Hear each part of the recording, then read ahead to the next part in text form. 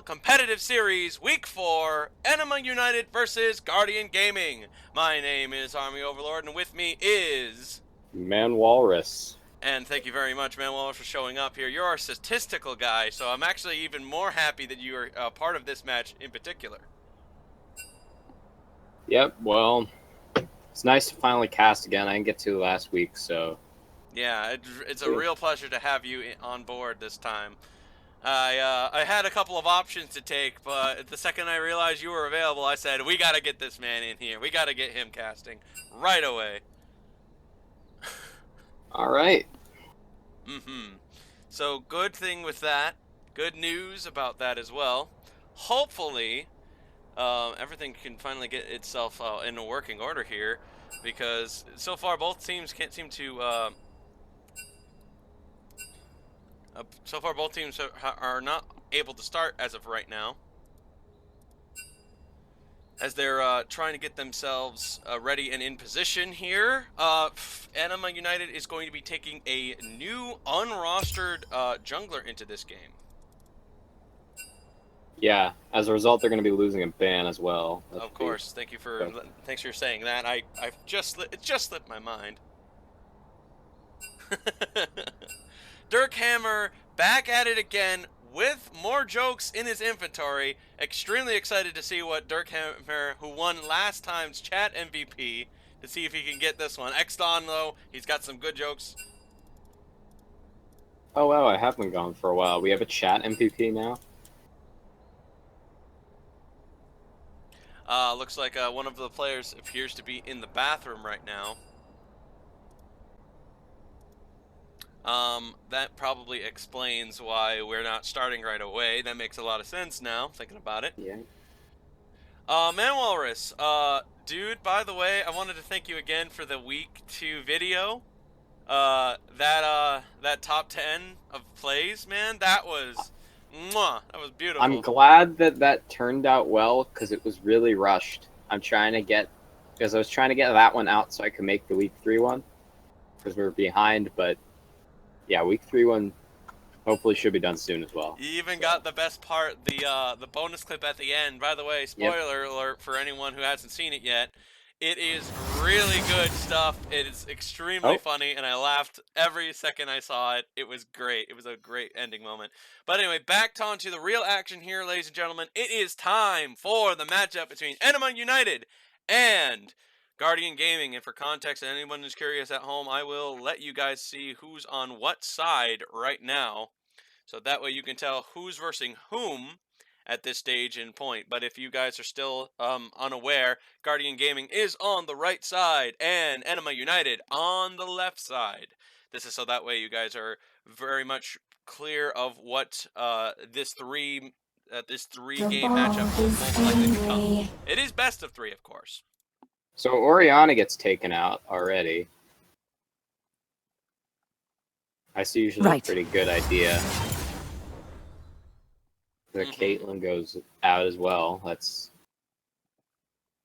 also generally, I don't know if that's target. I mean, I was watching their last series, actually, looking for stuff for the week 3 video, and Jeremy did do pretty well on that Caitlyn, so probably who it's targeted at.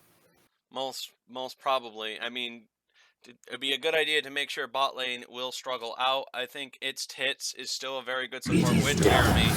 They have been in the top of the running right now in the standings up against Ænima United, who's been struggling a little bit in these games so far. So this seems like it could possibly go into the swing of Guardian Gaming again here on this. I feel like that's a target ban, that Draven. Right. Perhaps Ænima Same might be a Draven player. Good way to get him out of the trouble here. Reflex Tigger's got to go make his pick here for the first start here. Most likely should be a support or a jungler. Looks like Gragas appears to be the one that they want to take right off the bat. Gragas is now selected, but Hamcam retaliates with a Zac. I was about to say, you can't really go wrong with Gragas, but you do pick Gragas and you give the other team Zac and Galio. I don't know about that decision, but... You know, one other thing I got to admit, Yesterday when I was freaking out over the Zach situation here with the Zach polls and all that stuff, Hmm. the, there was a weird bug on Thursday where basically Zach, when he was selected, was unable to be played, and the player that was there was forced to AFK several times and was unable to return back to the game at full connection. Upon testing it myself this week, I did on Friday, shortly afterwards, I did find out that I a bit overreacted to the situation at hand. So now I know for a fact Hamcam is safe with his Zach selection here, and weird patch bug, weird situation. I think it's completely under control now, and I do apologize once again for Never Back Down, who picked Zach in the previous game and had a plan with it, and was semi-taken away from that strategy that they had due to my misunderstanding of Well, yeah, the we got Zach bug. Hamcam as well. This trusty Zach Top, I feel like, right? This is something he plays pretty frequently. He definitely likes Zach Top out a lot, in fact, so it's So one of his favorites. also, it looks like there's going to be a Gragas top as well because the Amumu gets picked up on the other side, as Mm-hmm. well as No Nom Nom. problem. Ezreal, man. Probably another target.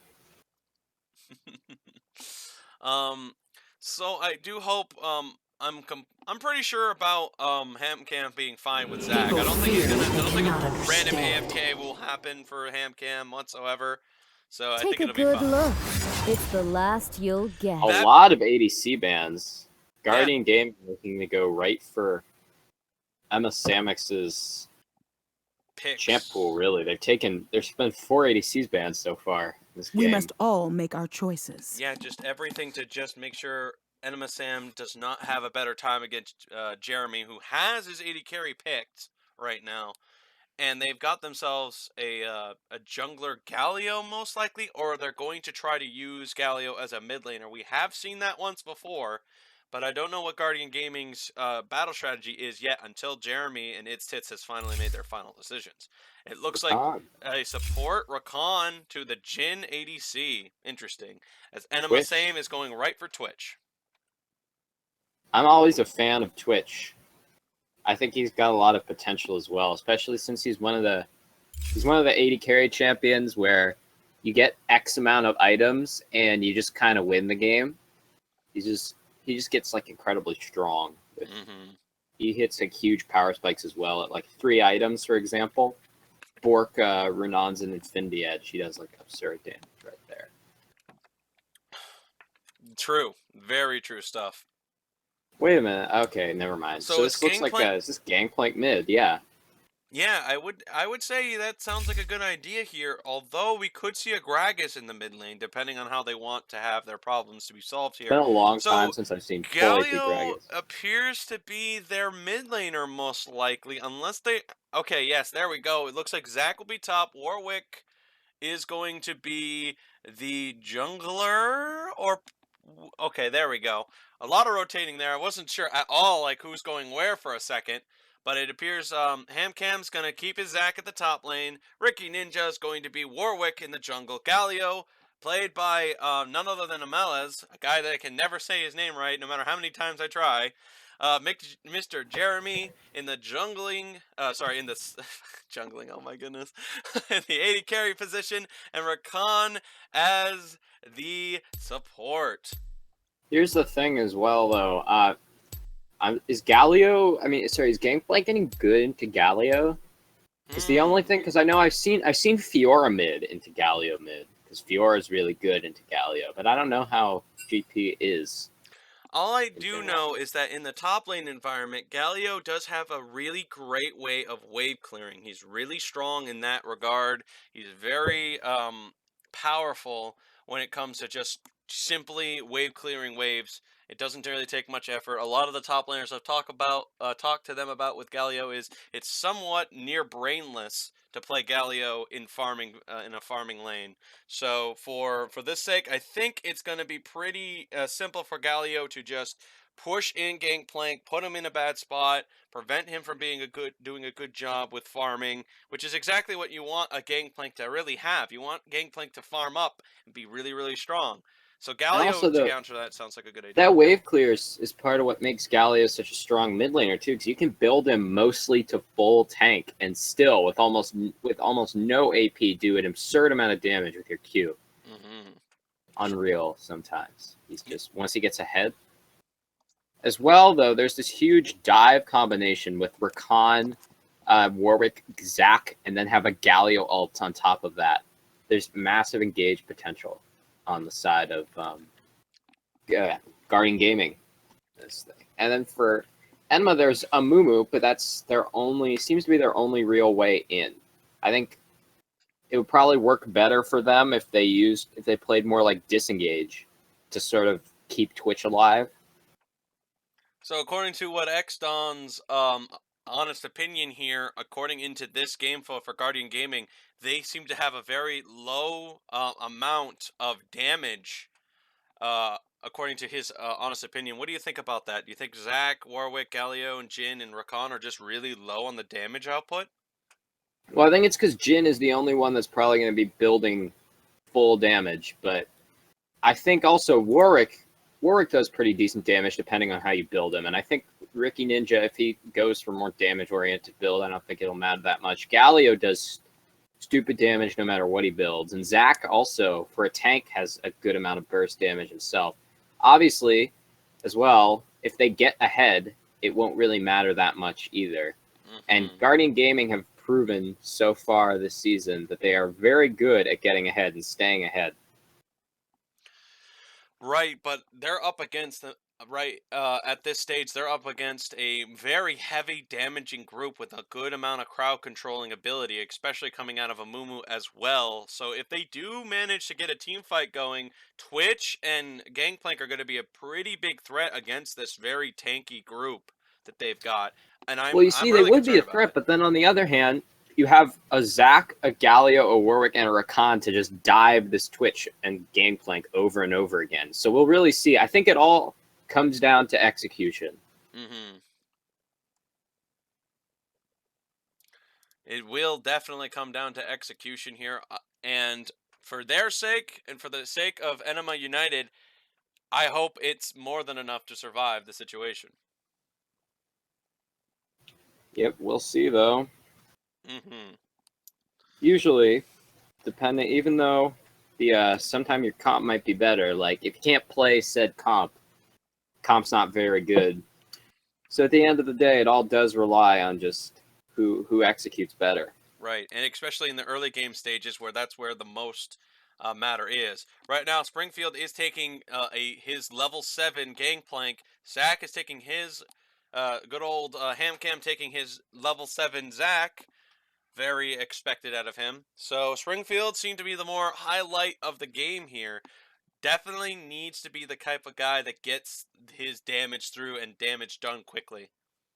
Yeah, and even in their losing games, he's looked decently good as well. He's been on some other teams too, and he's looked impressive, especially against.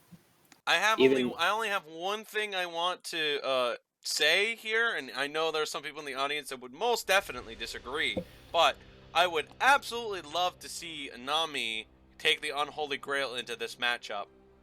Now, the Unholy Grail's new changes here really buff AP while at the same time increase health. Health amounts and health back from certain Doom for a lot of people, including going into items that also make it easier for survivability. So I will hopefully see Nami go with it, because I tried it myself. It was pretty strong. Well, our Nocturne ult is down, and we're actually underway now. Mm-hmm. And we'll see if the teams choose to walk into each other or just hold defensive positions. Is Death Ball still a thing that people do? I know in week 1 and week 2 that was really prevalent, just having 5 people and walking into the other team's jungle, for better or worse. Well, we did see a couple death balls in the scrim the other day here, although I don't expect Guardian Gaming to go for the death ball, especially in game 1. I would expect more of a just a simple no fighting in the jungle, or at least the fighting in the jungle in small skirmishes, but I don't see a death ball in the jungle plans at all being made by Guardian Gaming. Doesn't seem to be one this game, but we'll see what happens with these people in the bush. I don't think they can really kill Nami at level 1, but probably scare her. Jin's definitely going to have to increase his auto attack range, so most definitely should expect to see something. Rapid fire cannon should be the exact thing Jin should get into this matchup, because he needs to make sure he can get some quick damage onto some carries very fast, very quickly, and prevent any type of poke back or anything dangerous happening to him. Springfield fires the first shot of the game before as well. Yeah. So again, the matchup at mid lane seems to be the hot topic here. It is going to be decided based on how well this top lane goes. I do expect HamCam Zac to pretty much do really well against Tigger's top lane. Well, he's looked so good on it in basically all their games. He's just played it exceptionally. He seems to be also the only one that seems to play at top lane in the league, as far as I'm aware. So he's definitely... You know, one of the things that makes it very good to have Zac in the top spot is he has an insane amount of CC, which makes it really easy for most junglers to make a play off of it. But Warwick, with the new Warwick now, he even has his own CC in the early stages as well. So it's essentially going to be a lot of extra playmaking here by HamCam. So I will expect a early 3-minute gank coming in at top side, and definitely try to quick catch against Tigger, unless if there's a force shove-in, though. Yeah. So, I also wonder, right? I also think, right, because a lot of this is down on execution, I think, winning lanes as well. We'll see. Whichever jungler, I think, makes the bigger impact is going to be pretty huge for their team overall. Because if one of these teams starts snowballing, it's going to be a little bit hard for the other one to get back into the game till much later on. Right. So it is on for Ænima United to be able to keep themselves in this game, be effective, do their job really, really well, and get to the late game stages, because that's where HamCam begins to fall off a lot more, is right when it hits the very late game stages and he can no longer get his abilities to come out. Yeah, I mean, right now it looks like the lanes are decently even as well, so I think the junglers might swing it even further than we thought, because it looks like it's just going to be a farm fest for a while.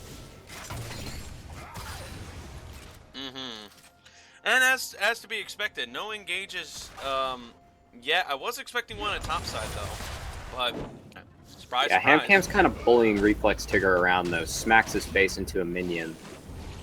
Now Warwick's got a bit of a blood scent at top side now. He can now get a little bit of advantage with his wave clearing now. Pings go out top lane. Could be a gank called for. We'll see, because he is pretty pushed up though. Looks like HamCam's going to ward now. Yeah, and at the same time, Warwick seems to be invading as he's trying to appear to go into the tri-bush, possibly to set up an early gank at the bot side instead. Amumu Fish misses the CC shot against Zac at the top side. They can see you, Twitch. Flash out. Twitch flashes out of there to avoid the whole conflict, that he was in a terrible spot. Good escape by Ænima. At the same time, they do get his flash, so that's pretty good. It's about all you can ask for. 4 minutes in, you just gotta get rid of his flash, and that's exactly what they did. And the other side, HamCam invades the jungle, but then Jackie goes right back and steals the Krugs, so we'll see. And actually, now he looks like he's going on the HamCam. We'll see. Reflex Tigger has an advantage on him. Okay, HamCam should just be able to jump out.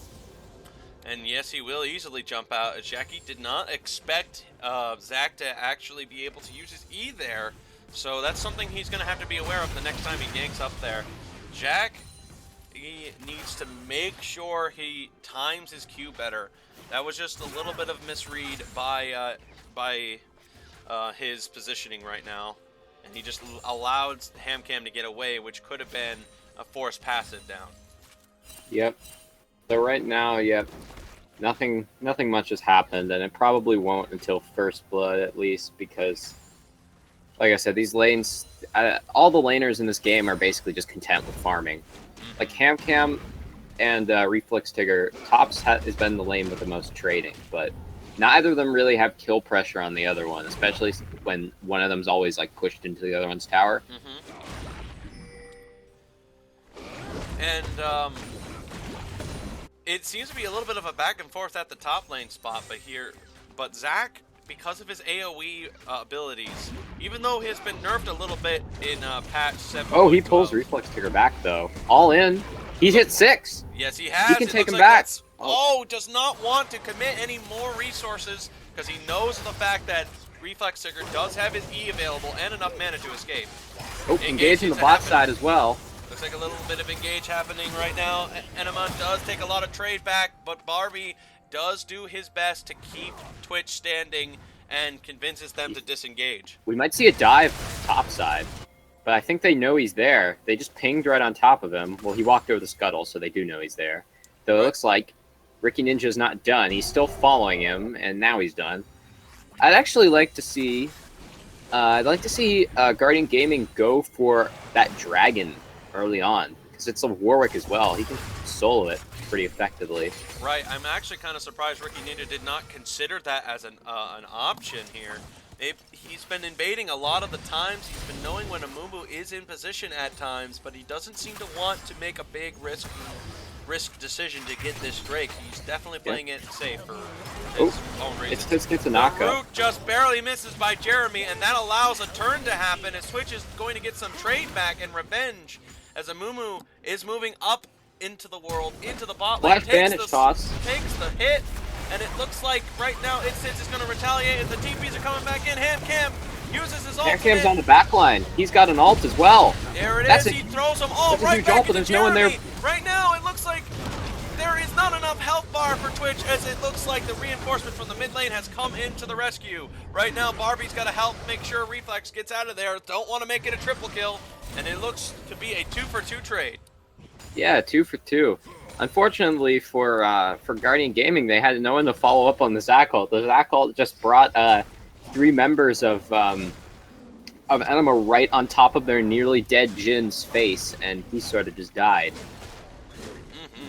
It's a little bit unfortunate, but hopefully they'll try and take this dragon, because it's like it's a Warwick. He could do it himself if they clear some vision. Like, they don't need to commit a ton of resources to this. Yeah, if anything, they just need to wait for Amumu to be anywhere else on the map other than at the bot side, and Warwick can just easily do it. But and they have vision in his jungle on the top side as well. So hopefully, what Guardian do is, as soon as they see him show in his blue side jungle, they'll just run right to confirm.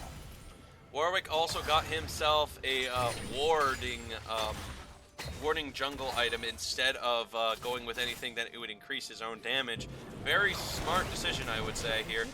Ænima Same is going to get some damage onto its tits, who retaliates but misses the CC. He needs to bail out of there quickly, does so, as it looks like Ænima is going to commit a little extra resources into his ultimate. Fight takes a few shots, but ends up wasting it in the end. Yeah, that was a pretty suboptimal use of Twitch ultimate there. Warwick is moving into position to get rid of the control ward that was placed there. And now that it's gone, but Jackie is still in position, places a new ward in there. So he's doing his best to stay in the immediate vicinity of Warwick, and that's exactly what you gotta do to prevent any chances of Warwick doing a solo take. Yeah, and especially now as well with we'll run away. But especially now with the Twitch ult down, Guardian Gaming's bot lane has an edge, definitely. And Ricky Ninja, he plays this right. It could be a pretty devastating gank, but we'll see. Part of it also Right relies now, Ænima, on. Same, and Barbie are doing their best to stay out of range, whether they know Ricky is there or not. They're definitely playing it like somebody could be in that bush. Or maybe not. It looks like Twitch is really moving into a really bad and very comfortable position for Ricky. Flash doesn't connect. They got Galio now. Galio is moving into position for the extra CC. There is no way that the man that Same could even get out of that at all. That was so much CC. So that was well set up, and now they should finally get this Infernal Drake. Yeah, there's no contesting about it. They clearly know where Amumu is now due to him clearing out a control ward at the top side. So now I think Jackie has just realized it and is beginning to move his way over there to perhaps get a lucky steal here. Springfield's on the flank. There is no opportunity for him, I think. Big damage. Oh, he stole it! He does steal it! What an impressive steal by Springfield! But it looks like he'll have to go down on the exchange. That's an incredibly valuable steal for Ænima United. Oh, what a huge steal! Oh, that's going into the highlight reel. What do you think? 10? 10 spot? 9? We'll see.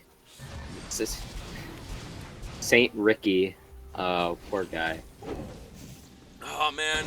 Well, what an impressive steal by Springfield. That is going to shift a lot of momentum into the favor of Ænima United. Even though they are currently behind here and losing out in money, that is an insanely good one that is going to be very impactful into the team fights to come. Yeah, that's a lot of extra damage as well. Because obviously the Infernal buff. So even if you're down in gold, you know, it doesn't matter as much. So makes it easier for them to get back into this game, definitely. Looks like Hamcam is just engaging now. Right, a little bit of trading between both sides here. Both of them are very sustained monsters out there. But it does look like Reflex is still losing the battle here due to the fact that with not only with the item of Spectre's Cal, but with a Doran shield on top of it, it's just going to be that much easier for Zach to survive a lot of situations. Teleport in behind. Oh no, you walked onto a Jin Trap, friend. He gets charmed. He goes down as well, so that's just a pick for Guardian. Yeah, I'm very mispositioned by Ænima, who really needs to be the one to get very fed. That's actually extremely bad for them and their chances here. If that continues to happen, it'll be very difficult for Ænima to really get himself into this game. Yeah, I'm impressed with how Guardian have been playing around bot lane this game. As soon as something happens, there's been a teleport. So they keep diving too, takes them back in. Oh no! This could actually backfire for Guardian. To go and flash out of there. Jackie is going to commit extra resources in there as well. And Jeremy just uses the last auto attack he had to get him to back off. That could have been bad. That Zakal almost backfired pretty horribly. Yeah, the tower almost took him out. Very close stuff. Could you take a look at where the what's the next Drake is? Because I have no idea. It's a cloud.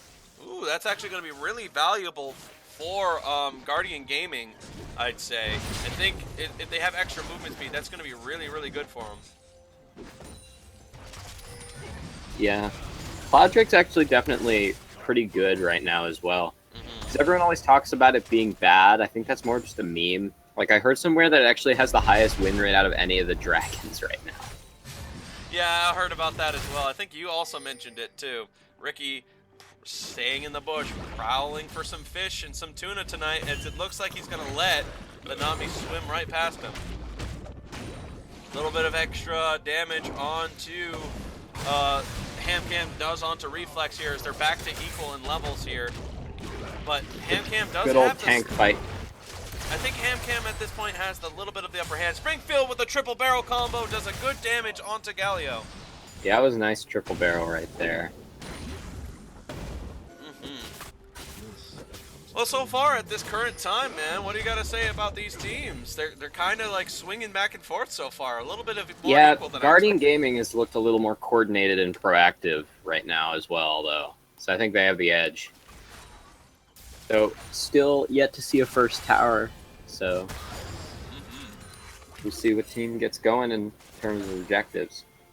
pressure is still on Emma. More tank fighting. Definitely needs to be ahead, and that's what Guardian Gaming is focusing heavily on. And doing everything they can to make sure Twitch is nowhere near Fed territory. Roots, knock up onto knock-ups, damage right onto the Twitch yet again. That's just a one trade, honestly. Ooh, it's a lot of crit extra damage one on trade, the floor. as now Warwick's got the smell of tuna at the bot side. Yeah, but he's in his base. Yeah, true stuff. But he does have the extra movement speed, so he can use... Oh, never mind. Looks like Barbie has used some health pots to get himself back to normal. Because I feel bad as well for Ænima, because every time they try and make a play bot lane, it just gets countered by teleports and Galio ults. It's another strength of this Guardian comp, though Jackie's top lane. Cam uses... trying to get out. Yeah, and does not allow himself to be caught here. Very bizarre animation, as Jackie had completely expected to go travel with Hamcam, but it didn't really work out that way. Hamcam gets the double CC, the ult hits. It's going to be another reinforcements coming in, but it doesn't seem to matter. Goes down. I don't know if that Galio ult was entirely necessary, but... Well, it appears he did get an assist off of that on top of it. Perhaps that is part of a very interesting little strategy. I guess if you ult onto a target, your ally, that technically means you assisted them, even if you did well, yeah, nothing because of the damage reduction. Oh, interesting. Well, then there you go. That just about explains why having a mid laner that can instantly jump into fights could just get a mid laner pretty quickly fed. So I think that is actually a pretty smart idea that Guardian Gaming has realized through Galio. Yeah, when Galio ults someone, he gets like, I believe it's 30% damage reduction until he lands. All the ally that he ults. The Warwick so it's actually takes pretty the strong. Rift Herald here, as I believe it's gone over to Zach. Possibly going to try to force that top tower to fall down quickly so he can make some more rotations. But if I was them, I'd actually consider holding it up a little bit and then maybe using it to force it mid lane during one of their team fights. I think that would be the smartest decision. I don't know what they're going to do though. Yeah, Rift Herald used effectively can obviously be devastating, but also, even if you use it ineffectively, you still massively chunk the tower. So, looking good for them. They got some time to figure out how to use it. Though it looks like Hamcam's rotating mid. Hi, I'm Jackie's back in the bot lane. Oh, that connects! But once again, without fail, there's teleports coming in bot lane. I think they have too much damage this time. In goes Hamcam, yes, but he's alone, 1 versus 3. And he ults out, flashes, and he should escape. Though Rift Herald gets used mid lane.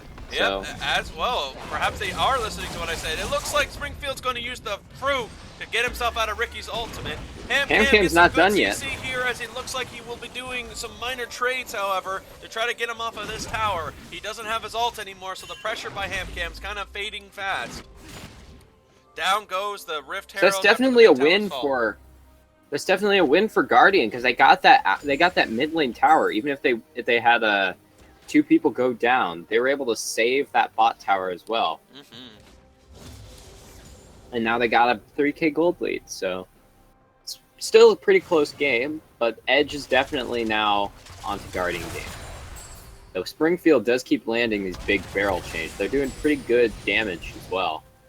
Already. Hamcam landing on top side here as the Cloud Drake has been exposed. Warwick is now currently, due to his Sunfire Cape, or in this case the Cinder, he is going to aggravate the Drake and is going to try to move out of there as the teams are no, never mind. He's actually going to try to take it right in front of Ænima are in better position to stop this right now. Jhin is isolated bot lane. Right. I actually would have expected... Oh yeah, another TP. They want this. Oh, yes, they do. They want this, as they know Zach does not have TPs, as he's used it several times over the course of these matches. So they know they had something, but decided to not do it after all. Right now, Zach's going in. He's got some CC. It looks like here comes the follow-up immediately by Galio. He's going to get some CC onto Gragas, but Nami prevents it with a huge tidal wave to convince both sides to stop fighting. Yeah, and there's that lack of damage. You need a carry there. Even if you land all that CC. Jhin, Warwick probably needs to be there. or at least all the members of your team, because if you want to kill them with all that CC, you do need people to do the damage. They're not outrageously far ahead yet, so they do need more members. Looks like Warwick's going to try and go for this dragon again, or at least sweep it out. But he actually misses the ward.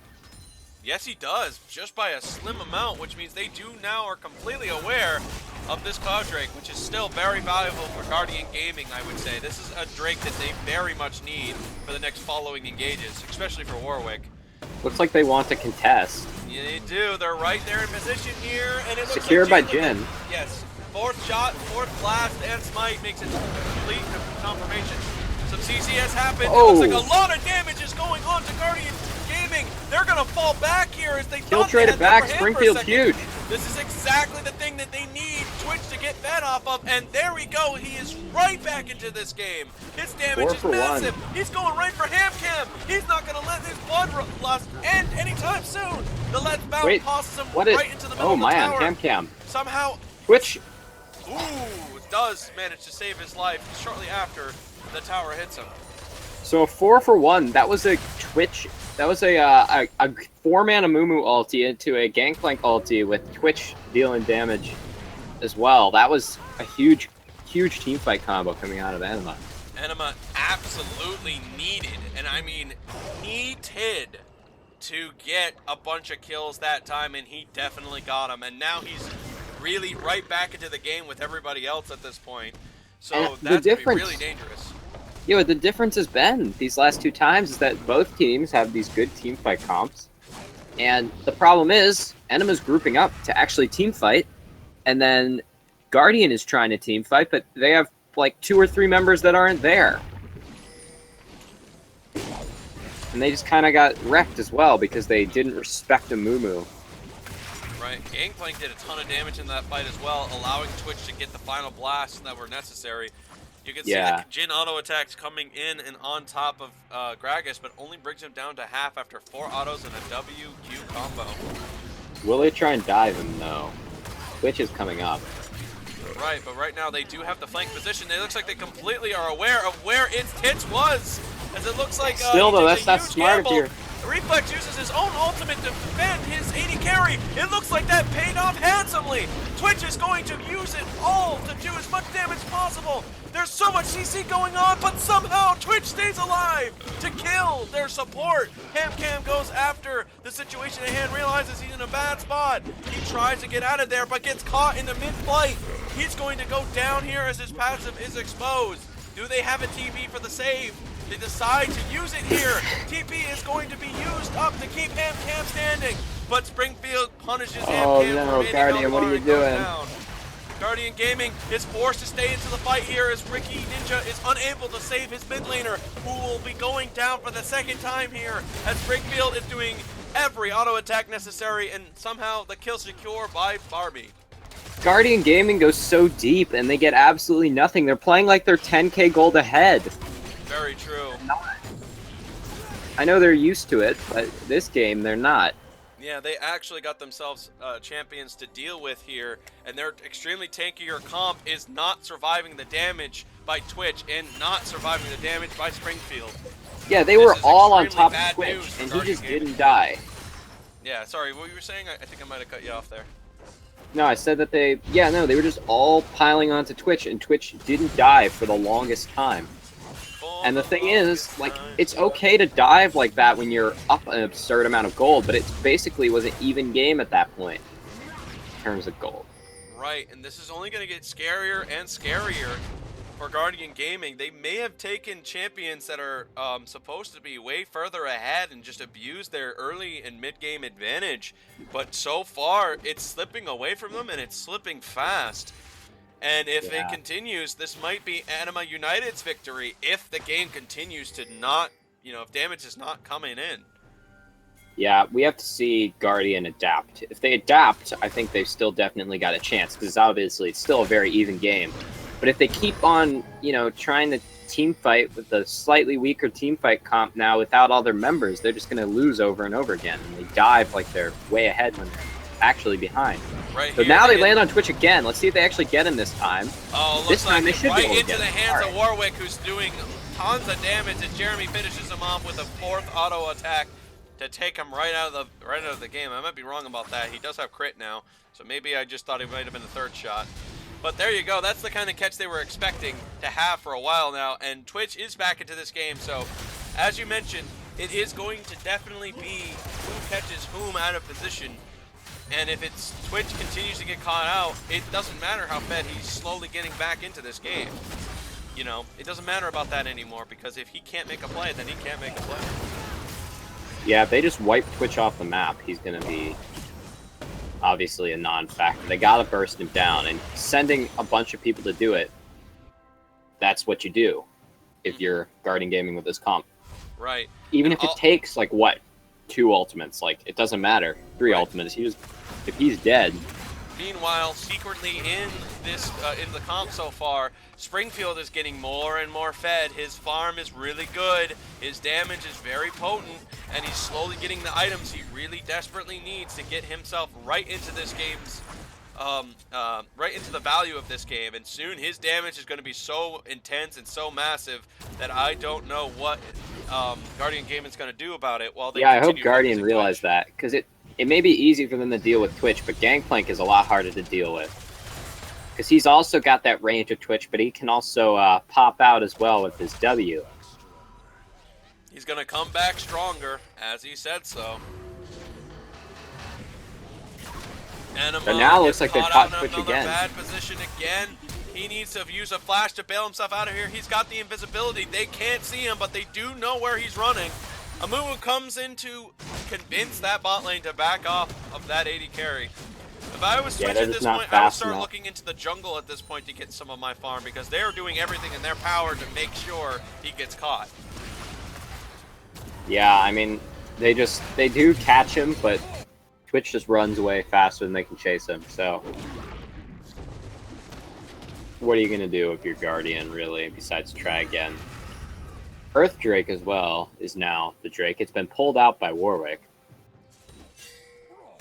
Although Ænima know about it now. It's only Amumu that's here to stop this, though. So everyone else is rotating up. Right. Gangplank does have an his all ultimate game comeback, and that did work for him last time. But yeah, no, all game Ænima has been contesting these dragons that Guardian starts, and it's paid off for them every single time. Now here's another TP.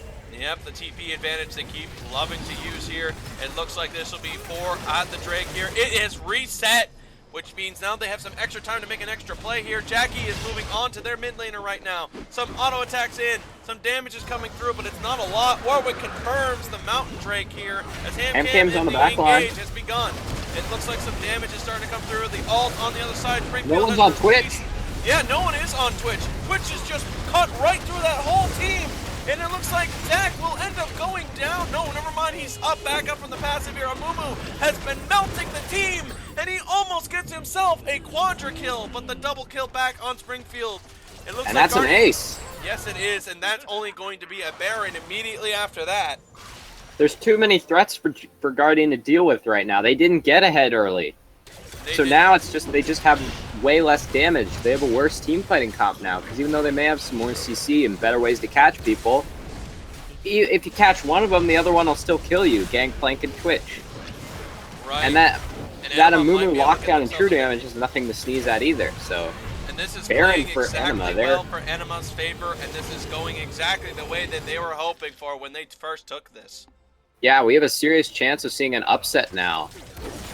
Well, in this case, because of the pick, we're not exactly saying an upset here. We're saying more like this is the better comp for the way... Well, I mean, upset as in Guardian Gaming's undefeated right now, so... Oh, you're right. I forgot about that. Yeah, my goodness, you're absolutely correct here.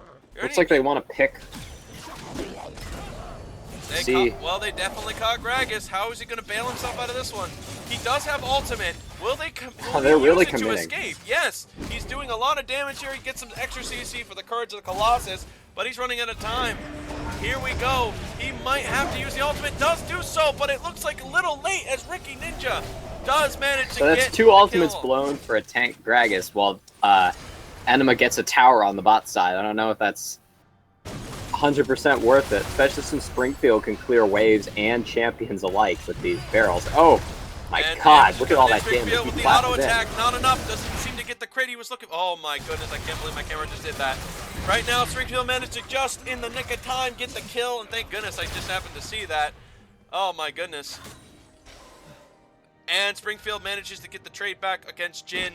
Springfield getting very secretly fed and just increasing that amount to the point. Yeah, he's just come out of nowhere recently in all these fights. Because obviously earlier on, Twitch got ahead, and Guardian Gaming's like, oh look, he's the threat. We delete him in every fight. And then once Twitch has been deleted, well, the rest of their team gets deleted, and who deletes them? It's Gangplank. So Gangplank's now just really ahead. He's 7-1-8. Which is only getting worse and worse by the second for Jin, who also has to deal now with a reflex Tigger becoming a lot more tankier, a Mumu becoming a lot more dangerous for him, and with a backline that is very quick and mobile and also very sneaky. You know, for a champion like Twitch who's invisible, for some reason, he's more visible than Springfield is against Guardian Gaming. Yep. Yep. They've certainly got a target on Twitch, but Springfield's the bigger threat right now. But it's really a conundrum for Guardian because you can't just focus one and ignore the other, because if you ignore one of them, they'll just kill you. So it's going to be actually really hard for Guardian to get back into this game. Oh, looks like Xdon has just noticed Nami's recent purchase. He has decided to buy himself a Ziki Convergence, which is the new item into this game, and I'll give you guys a quick viewing of what that item does. It increases the alt damage, I think, by a small percentage. You do extra damage, while at the same time you give like a little bit of extra things. I don't know exactly the exact one. I just know that your alt does extra tick damage. That's what I do engage. Know. There we go, extra Big damage engage. coming in. Lots of damage flying through CC and waves of everything going around here as it looks like all that burst damage has one-shot their entire team. And that's another ace. That's going to be game. Yes, it will definitely be game. I don't think there's any way they can stop them at this point. Guardian Gaming was completely bewildered at Ænima United's resolve. They just get wiped greatly. All they have now is a single siege minion, as finally the wave's coming back in, and Guardian Gaming has been completely taken off guard by this, as they will go down with a loss here. Ænima United with their first win against one of the top teams in Duo Esports. Yeah, that was actually really surprising, because you look at Guardian and they've just kind of steamrolled almost everyone they've played against so far. Well, everyone they played against up until now.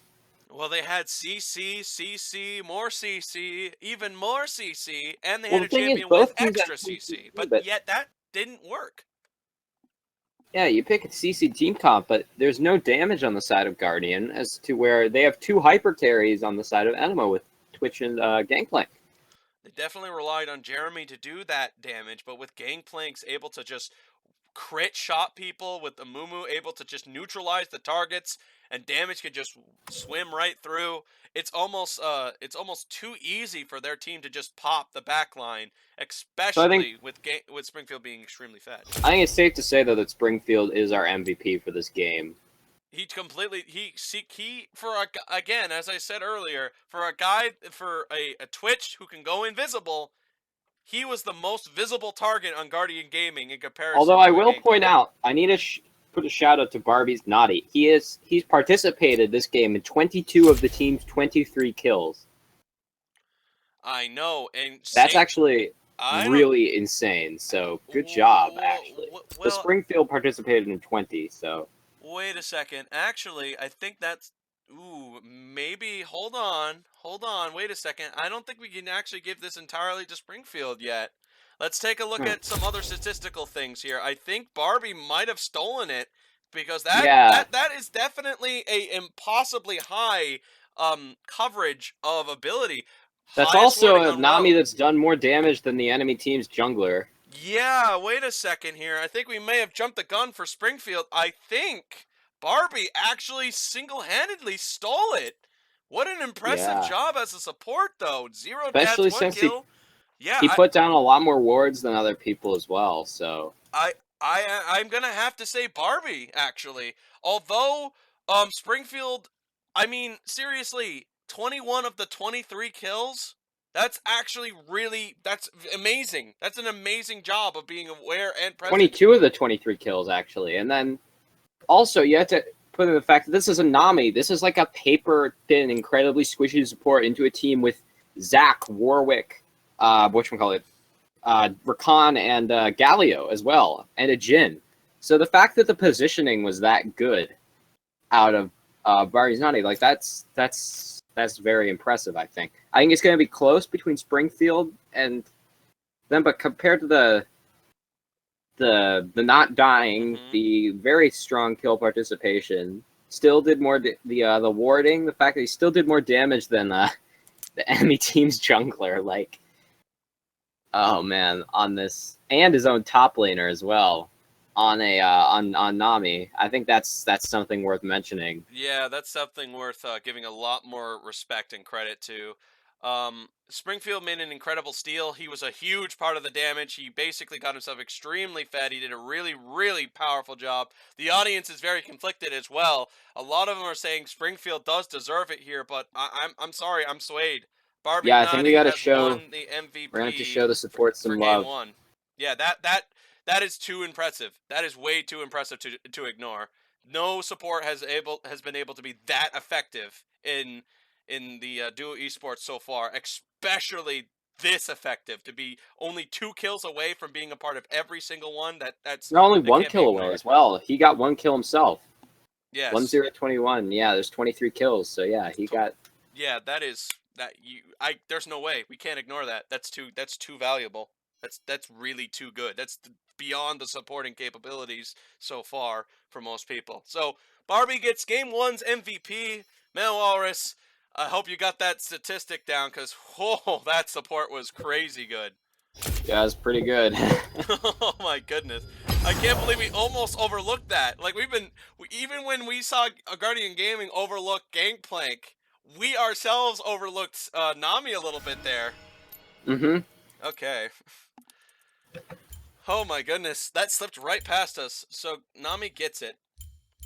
All right, get ourselves prepared for the next game, shall we? We're gonna have a break, correct? Oh yeah, we can have ourselves a small break while we get ourselves in position. If you need one, go right ahead. I'll keep the audience occupied for a short while.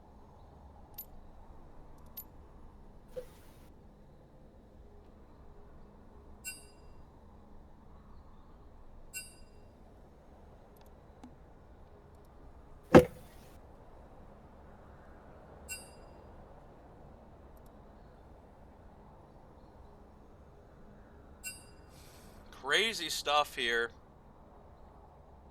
Crazy stuff here. Though a lot of the audience members disagree, a lot of the audience members are telling me how Nami should not have gotten it. It should have been Springfield due to his incredible damage output, and on top of his damage output, to also be able to be the main reason that they came back and got a couple of aces that determined the game on Guardian Gaming. I can completely concur with you, but we have not seen a single support with almost every single kill in their on the side of one team. We have not seen a single one. That is incredible. That is actually above and beyond the necessary amount. So again, that is like, you can't, that's exactly what you have to do as a support. And I know Xdon would, if he was under the same guys, would say the same thing. If Xdon got that stuff, which I've seen him get it, he would definitely say that, for sure. He would absolutely say Nami gets the MVP. Because if he was in the MVP spot, if he did the same work and in the same spot, Xdon would definitely agree with me. Alright, I'm here.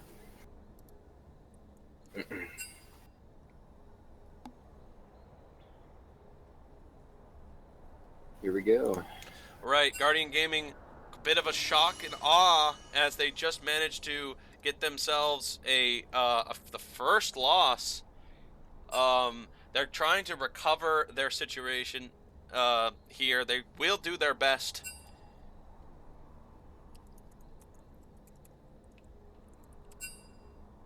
While we get a small recap of what happened, a Man Walrus, out of nowhere, Ænima United completely catches Guardian Gaming off guard. Just completely catches them off balance. I know Guardian Gaming has never dealt with a force before that has just completely thrown them off balance, like ace after ace after ace. No, I mean, I no think this was force just has done that. honestly, I think the draft out of Guardian that game was terrible. I see what you're saying. They didn't pick any carries. Jin's not even a very good ADC right now. Like, especially against tanks, which is what XDom was mentioning earlier. The truth of the matter is, Jin just doesn't seem to do the deed when it comes to damage output than he used to. Since the Deathfire touch has changed, it just does not seem to have the way he wanted. Doesn't seem to be the way he liked. And they focused Twitch so hard, but it was not Twitch that managed to make the good carry happen. It was Springfield. yeah. And Barbie on top of that. My goodness, Barbie was insanely impressive. Yeah, I'd like to see Guardian regroup and change up their draft. We'll definitely do so to fix the situation at hand.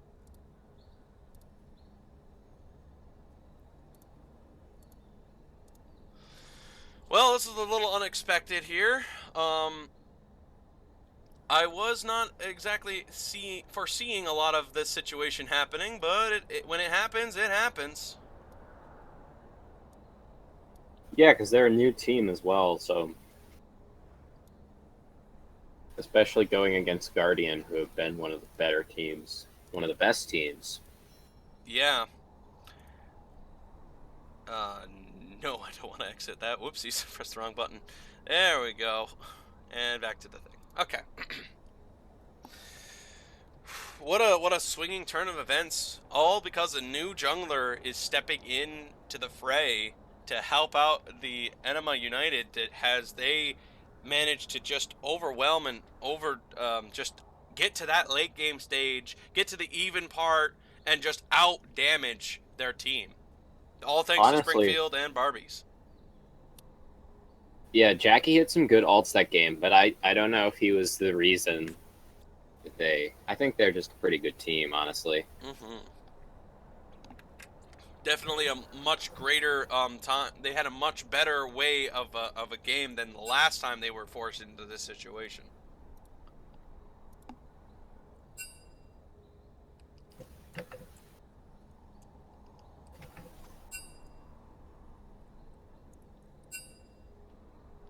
Let's get ourselves right into the action here. Both sides are ready and going to get for GG's sake. They want to get right back into this and show that they are one of the better teams in this series. They do not want to let that situation go out of their hands again. They did. And let's see how they adapt.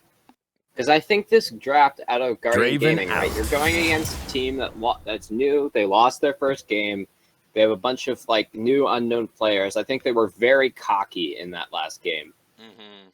And they definitely relied on just using CC to prevent their opponent from even playing the game and hoping that was going to convince them to just lose their confidence. But Ænima United, they stayed united. They kept their damage together. They did a really good job.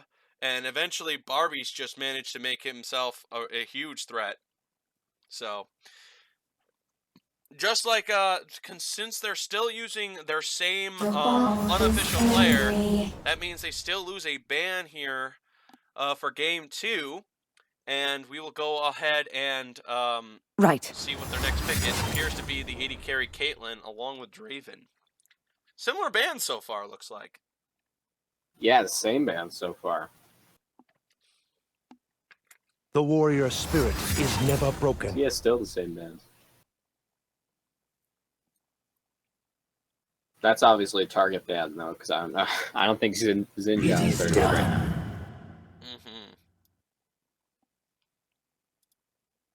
Yeah, once again, still up with the same bands on both teams, so.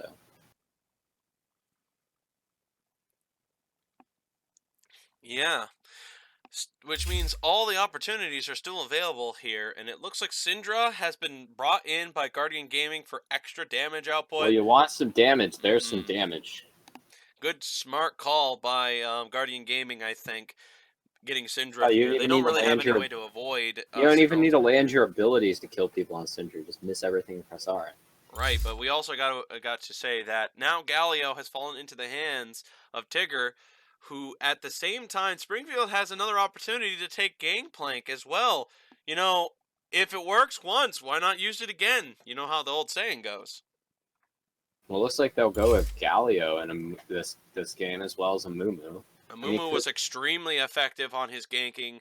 He did do a little bit of missed opportunities one or two times, but when he got into that team fight, he was a huge reason for the success. As Ricky So it Ninja looks seems like to be sitting on the good old Gragas, as he will be used in this game, and he's been one of the most popular picks in the entire competitive series so far. yeah, so they'll trade champions there. Galio going over to Ænima and Gragas going over to Guardian. Mm-hmm. All And right. it looks like Ash seems to be selected for Jeremy. They're definitely going to make sure they have their late game damage in order.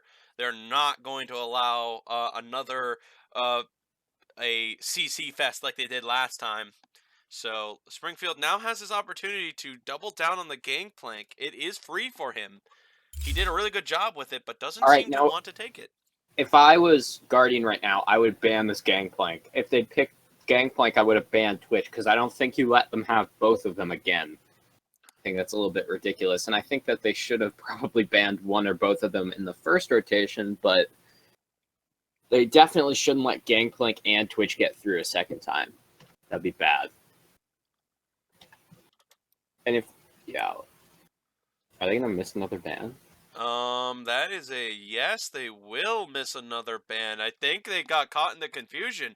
You know, that's the weird thing. They didn't have to miss a ban. I think they just didn't know what to ban. And Gangplank has been taken right off the board. Springfield will not have it. That was a good, smart call. I hope they ban Zach. I think that's a good idea, honestly. Oh, yeah, get that away from HamCam because he is still able to be a huge threat, especially if they can get their hands with Gragas and HamCam. That's a bad idea. Oh, no, Warwick has been Warwick.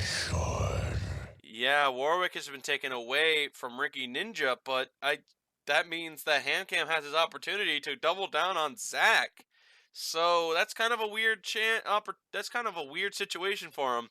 You know, they just didn't they just were so conflicted on their bans. I guess they just didn't know who to ban. That was just really bad for him because that might cost him, and we might be looking at a game 3 because of it. Yeah, we'll see. I mean,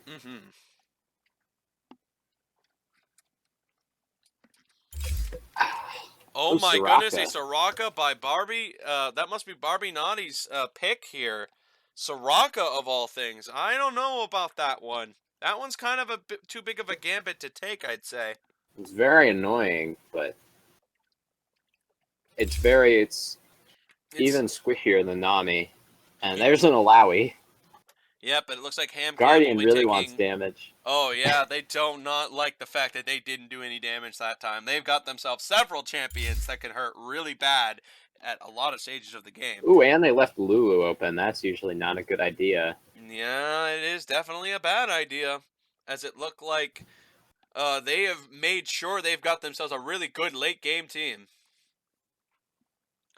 Barbie Naughty is not going to be picking their mid laner here. What do they set up against MLS's Syndra? Yasuo. Decide to take the Yasuo in this.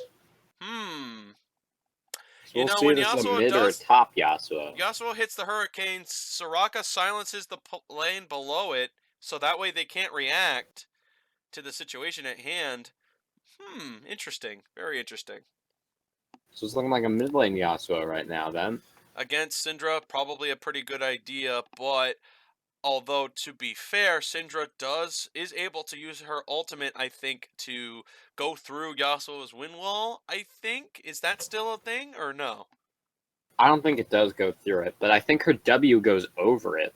Yeah, and not only that, her but E still casts through it. Yeah, and the Q still works as well. Yeah. So 3 of her abilities still work into that Yasuo. It's not as effective as it is against some other mid lane mages. Springfield taking his own little assassin carry here, not going to be needing the gangplank this time around because he willingly accepted the fact, but just wanted to give the AD carry Twitch back the AD carry spot.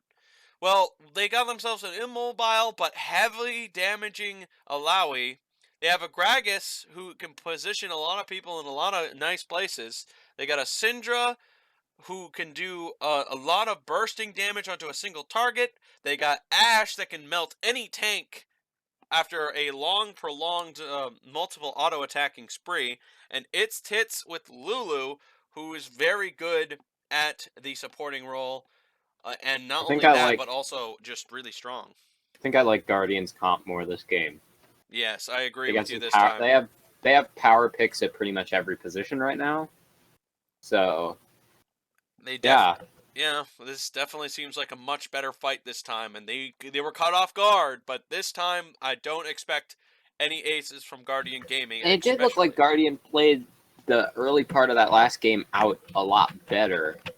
They did. They committed so much to getting rid of Twitch. Like, they put gallons and gallons of their abilities into Twitch to make sure he would not have a good game at all.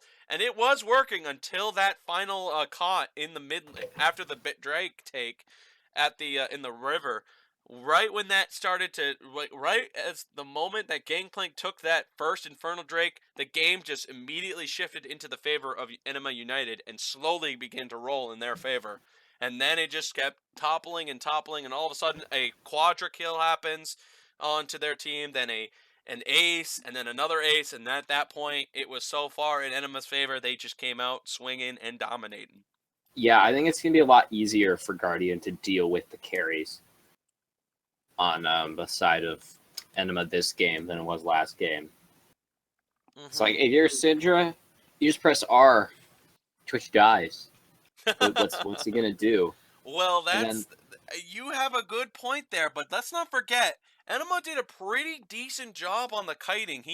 We know there were times where he was isolated by himself. It was Gangplank and Twitch in the back line or in flanking positions. Both of them, they did a really good job in avoiding some situations. You know, yeah, but this game isn't a gang. They don't have a Gangplank as well, though. This game that can kill people from like insane damage from insane range as well. This is a Yasuo, and also this is also into Lulu. This is a Yasuo into a Lulu. Yasuo dashes into the team. He just gets polymorphed by Lulu.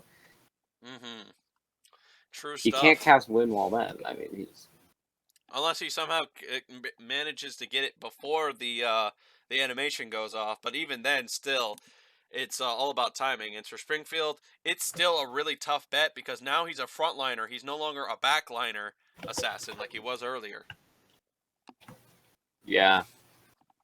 Well, we'll see, though. I mean, maybe he'll shock us with his insane Yasuo mechanics. I just haven't seen him play it. I haven't seen it played mid, actually. I've only seen it played top recently. But we'll see how it goes. Yes, we will. And for Ænimaa's sake, if they can steal the second win here, or in this case, come out on top with a couple of aces in this second game here, they have made the statement saying that they're not out of this race yet. They definitely want to keep their race coming along. They want to keep fighting. They want to be a playoff team. They want to swing until they can get themselves into position. It's a race right now for 4th place. And Ænima wants to say that this is the battle we can still fight for. But Guardian Gaming at the same time don't want to lose their advantage here. So they've got to also make sure they get at least one win, if not a second win after this one. It's an uphill battle for Guardian Gaming to climb, and that's the first time they've ever had to say that or do that. Let's see if they can handle the pressure of fighting an uphill battle. Yep. So let's see how long I get Nocturnal for this game. Okay, it's gone now. Yeah, thank goodness for that stuff. See if I can get my stuff in order. All right. There we go. Finally got my scoreboard. There you go, ladies and gentlemen. Right now, here should be a line. No engage strategy on either party should be the case here. Doubt that you would attempt any invade. Should be just a nice little line spread. But and again, as I say, it comes down to Ænima United's will to persist their downhill advantage. Right now, can they do it? Right now, a little bit of music coming on from Ash, while Ricky Ninja sits in the bush. Like the dance skill so far by Ash. Looks pretty nice in the left corner there, everybody. Hope you like it. I like the music.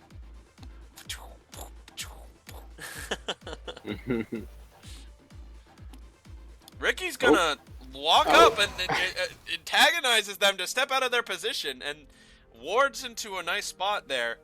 That was actually like, what a weird little step up that was.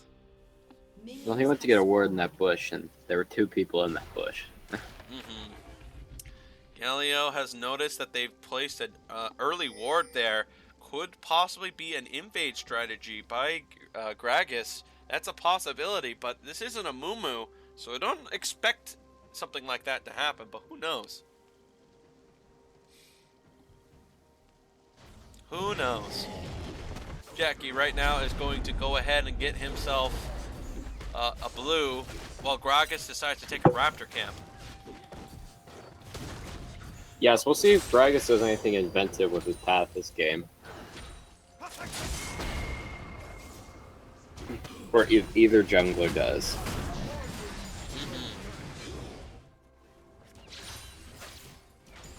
Because last game, both junglers kind of just farmed for the first long time. Yes, they most certainly did. Good trade for It's Tuts right there. That was very... Yeah, he's just being a nuisance to Twitch right now. He's kind of... Well, unfortunately for their sake, Soraka is going to slowly become a much more dangerous threat in the near future. Is going to be able to give heals back to Twitch, which means Ænima can stay alive a lot longer. Yeah, but right now they're still... These Qs are very on point. It's is now down to half health from Soraka's damage. Springfield goes all in. Yes, he does. He gets some good hits in there. Forces their Syndra to take a few steps back.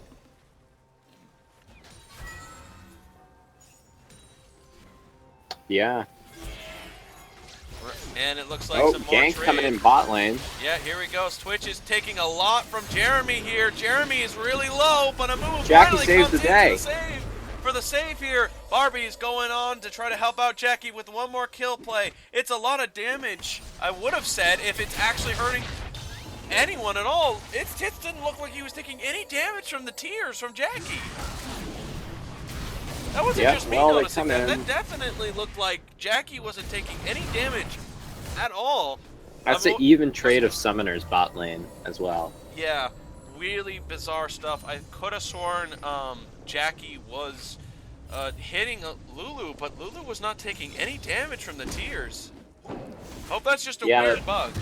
So it's a good thing Jackie was in there, because otherwise it looked like MSM was going to go down. Now, speaking of ganks, we're seeing more action than last game already, because Gragas is on the top side. Body slam goes out. Extra slow, and now the tentacles are starting to spawn into Tigger's spot. They're very easy to dodge, especially at this stage. So I wouldn't expect too much. Springfield tries to make a quick play out of it. Unfortunately, does not seem to get the one they were looking for. Yes, Q misses. The good old sideways Yasuo Q. Yep. You can tell he's not using scripts right there when that happens. Happens to the best of us. Happens to the best of us.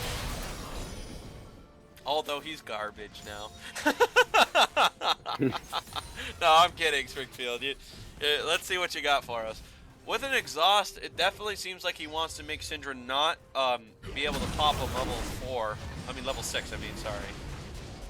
So, most likely Hamcam's winning this lane pretty substantially right now. Which is to be expected, obviously. When you got somebody that is very good at hitting and sustaining, like Hamcam's is Alawi, definitely seems to be the kind of easy take for the situation at hand. Looks like some extra damage, and it looks like for some reason, All in Springfield the mid decides to lane. go for the all-in here at the mid lane yet again and retreats right away. You know, Tigger is taking several grabs by HamCam. HamCam has been able to get at least 5 onto Reflex Tigger. Yeah, there've been a lot of grabs. Right. You know, this is one of those, if Warwick was here, that's a free Drake right now. Well, anyway, Ricky Ninja seems to be going over to camp coverage here, as it looks like Syndra has finally reached the level 6, and so has Springfield. So here we go here, ladies and gentlemen. It will be another big scrimmage between these two yet again. Yeah, neither of these mid laners seem afraid to fight each other, so... Indeed. It appears that Soraka is going to be going for a max on the W, trying to make sure that she can get as much healing out as possible against this. Possibly seems like a very smart idea. I would even like to see perhaps this is the game where Soraka takes the Unholy Grail, but we'll find out if that actually happens or not. Hurricane is tossed and does not hit the target. Seems like you just want to get rid of it, looks like. Yep.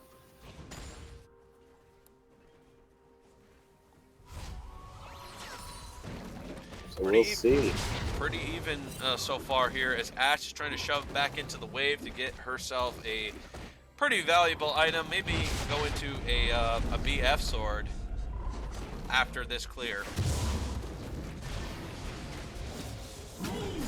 Yep. HamCam back in the top lane as well. We'll see if he can continue bullying them out once they're both 6. Another grab, though. Yeah, that is just too easy, as Tigger keeps Ænima falling for this every single time.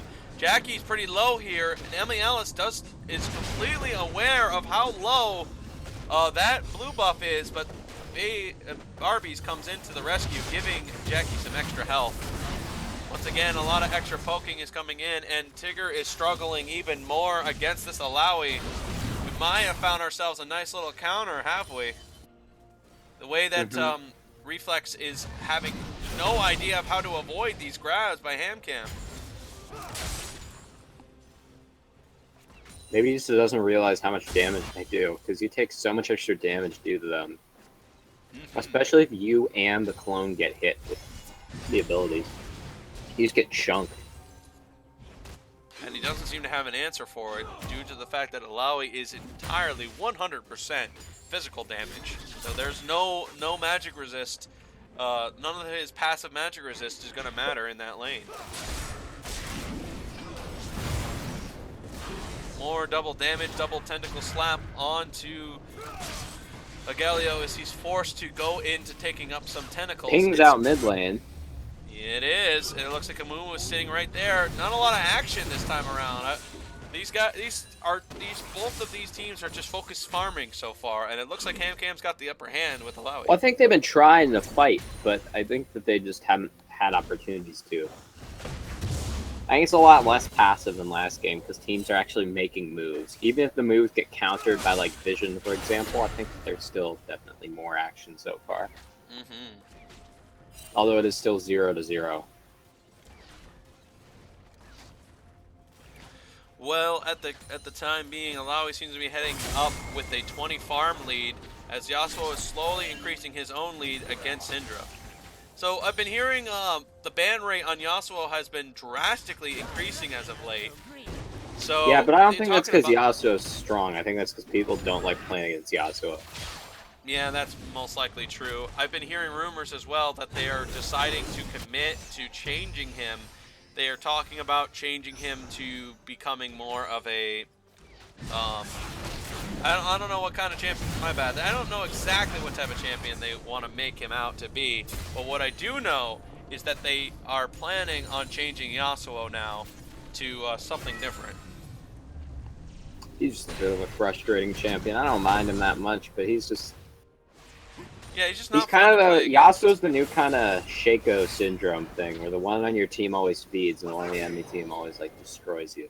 Right, and Springfield basically.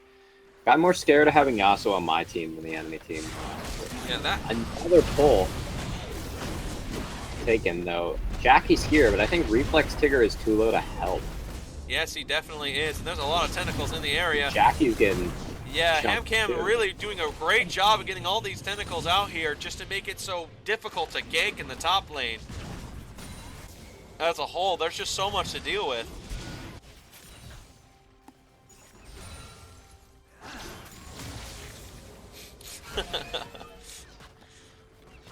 Right now, again, not too much to talk about here. It's just pretty much everyone's just either refusing to let the other party have a good gank in. Jackie finally commits to something, but it just does not go into the range of ultimate. Jackie decides to not use the ultimate because he felt like it was just slightly out of range. Hawk shot. Sees nobody, but that's doesn't really matter. Still good hawk shot. Yeah, I agree. Hawkshot, I'm glad Ash was still allowed to keep that ever since her changes. I was like a little bit like she used to have a Hawkshot that used to give her money back in the way back in the day. Yeah, that was weird. Yeah, I kind of liked it though. It made her into like a support, but like a super easy to get fed AD carry too. It's like even if you did a bad job, Ash just kind of gets her own money back. Just as, you know, she just gets money from her welfare checks from living in the Freljord, I guess. That's all I could call it, I suppose. Audience seems to be going a little dry here. No new comments have been dropped in a while. I'm wondering if we're the only ones here at this point. It's because they need some action. Oh, there we go. Long cross has finally said something for me. Thank you very much, man. More trading in the mid lane. Alice is out of mana though. So it's more just Springfield queuing. She's a strong, independent ice woman. I like that. I think he might have gotten the MVP of the chat right now. Xdon. She don't need no man. I think she has a husband though. Tryndamere. Yeah, exactly. So I think she does have a man, right? Because of Tryndamere, yeah. So, Spell Thieves versus a coin decides to go with the Eye of the Oasis instead of going with the extra movement speed. I don't know if that's a good call here. I feel like a coin might be a little bit better for Soraka, considering that, like, Soraka gets a much, like, after she uses her Q and her E, she has no other way of adding any extra abilities to her team, other than heal, I mean. But, like, I feel like coin would be a much better option than to go with the Eye of the Oasis. Well, the only major CS differential really in any of the lanes is just top lane. Which makes sense. Alawi kind of is a bully. Xdon starting to say gonna walk right into another. The pole missed though. Yes, and HamCam has got the flank on Tigger, but decides to not commit to the fight yet. Perhaps the fight's not going exactly as HamCam is foreseeing it. Decides to take a step back. Both sides are just not making a play at each other, and they are about dead even. And I mean dead even. Even their farm is almost equal. Except for top side now, that is.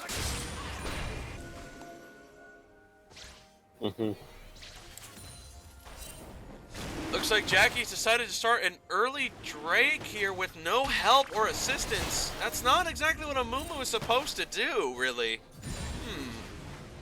Thought he could probably take a quick steal of it, but with Guardian Gaming immediately coming around to prevent such a thing.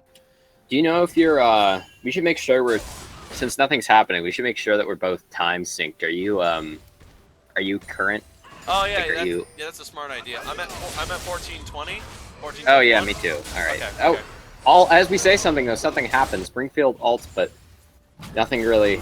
Syndra can just ghost away. So. Yeah, looks like nothing happened after all. Right as we were talking about something. Maybe we should continue to talk about random things so more action happens. You know what I mean?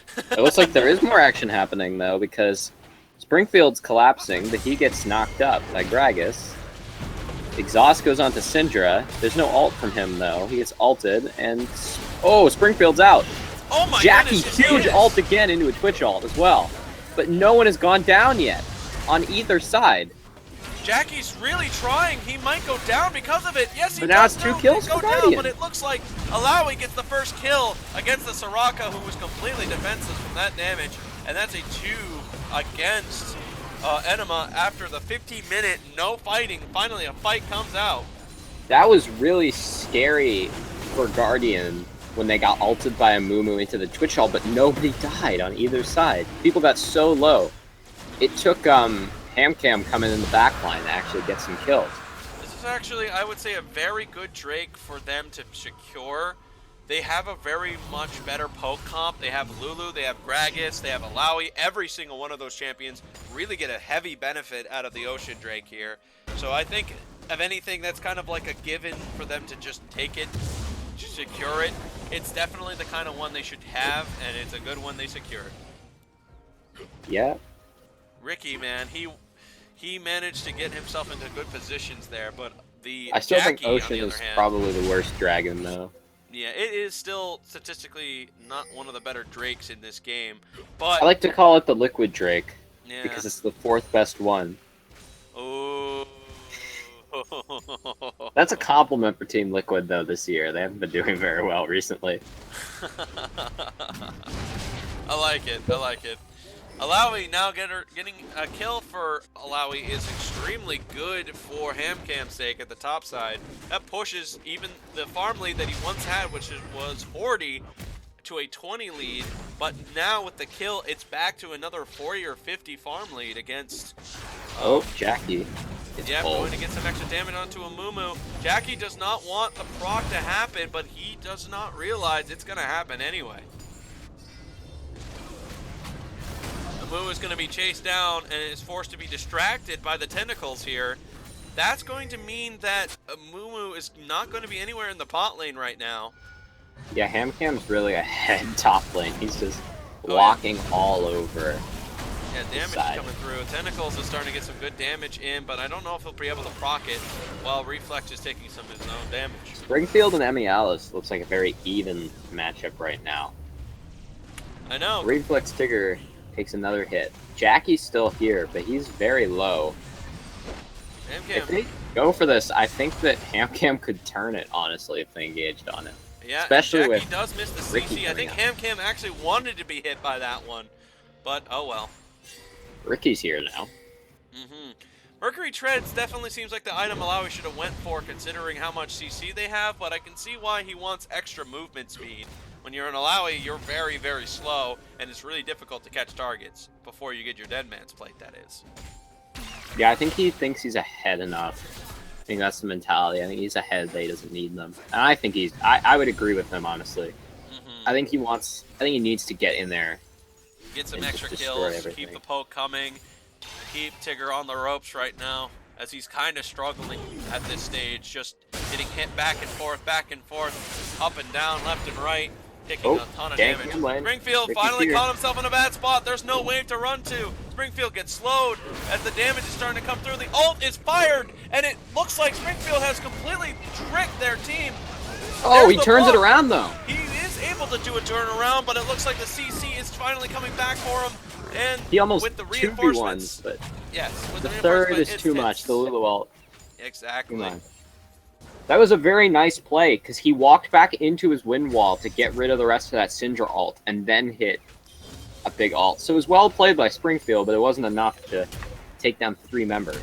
True, and his wave of escape did not come back in the nick of time for him, so he couldn't just continue to run away. And Alawi gets even more fed as he gets himself a nice, huge lead at the top side right now. In this case, he technically got himself 3 kills thanks to that first tower, first blood. Okay, he's up about 40 CS. He's got a kill, and he had first tower. This is looking very good for him in this game. It looks like Gragas may have bit off more than he can chew. Ricky's on the run here, and he does use a flash to get himself out of there. Would have been even worse, as his attempt to steal did not pay off. Let's take a look at the money amount lead that he has, as he's now 1,400 ahead of this Scalia. Yep. Springfield, though, goes in on Emmy Alice again. Emmy Alice misses the stun, but nothing else happens. Yeah. He also did not trust his ultimate damage to do the deed, decides not to use it here against a Syndra, who clearly has a good way to get out of there, as he is well versed against a Yasuo, clearly.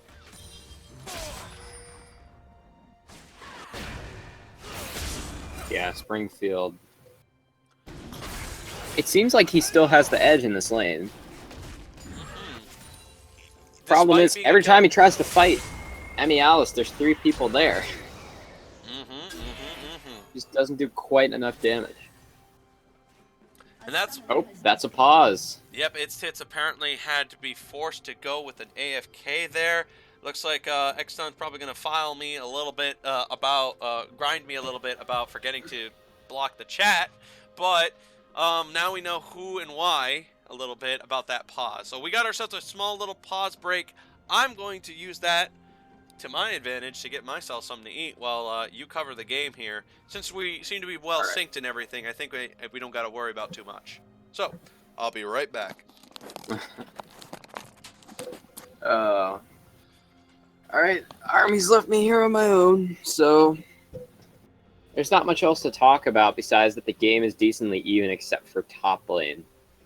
Looks like even though there's a bit of an edge for... Oh! Game's unpaused. Poor Army.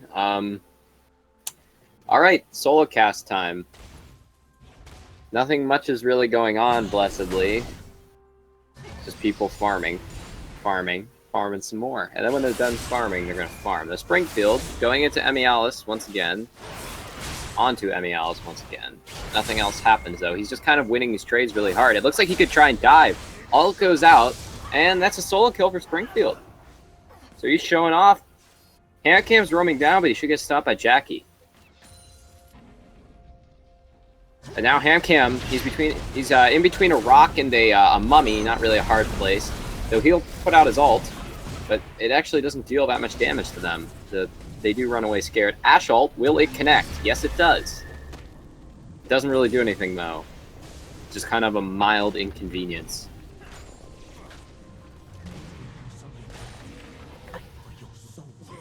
So, we'll see how things develop, because this is an Ashe alone at her own tower. They shouldn't be able to kill her, obviously. Can't really dive very effectively with Soraka, but they should just be able to clear this out. His tits is almost back. I'm actually unsure as to which ADC is stronger right now. They both have pretty decent items. Obviously, in a straight team fight setting, if Twitch gets a good ult, he does more damage because it's Twitch, but Ashe still looking... Mr. Jeremy's still looking pretty good on Ashe, too. So, yeah, both teams should look for this Infernal Drake. It would be very good for both teams, but neither of the teams wants to commit to it. Okay, I'm finally back here. Sorry, man, Wallace, to leave you alone like that. Looks like Guardian Gaming's got their money lead slowly increasing here. But not a lot of kills still. Very, very low on everyone's part so far. Yeah, it's just incredibly close, tense game. We'll see how it turns out, though. It looks like Reflex Tigger's abandoned top lane, as has Hamcam. Now his tower is gone. Well, his tower's been gone for ages, but nothing much else is happening. It looks like that Huzuma, what's it? Ænima want that Infernal Drake now, but so do Guardian. They're going up to try and establish vision control over it. You know, this is the same Drake that decided last game, and it was the same Drake that Springfield Oh, they didn't stole. finish that ward. It's still there. That feels bad. Oh, very much so. But now they're completely aware of when Guardian Gaming will start it. Yep. Hamcam's gonna go in, gets the Yasuo on the grab, some damage coming in. It's a lot of it, but Yasuo does not want his health bar to drop. The only thing you missed was Springfield solo killed Ænima under his turret. By the way, that's all you missed. Yeah, not too surprising. Thank you for letting me He's know, been winning those trades for a while. He just didn't have backup this time.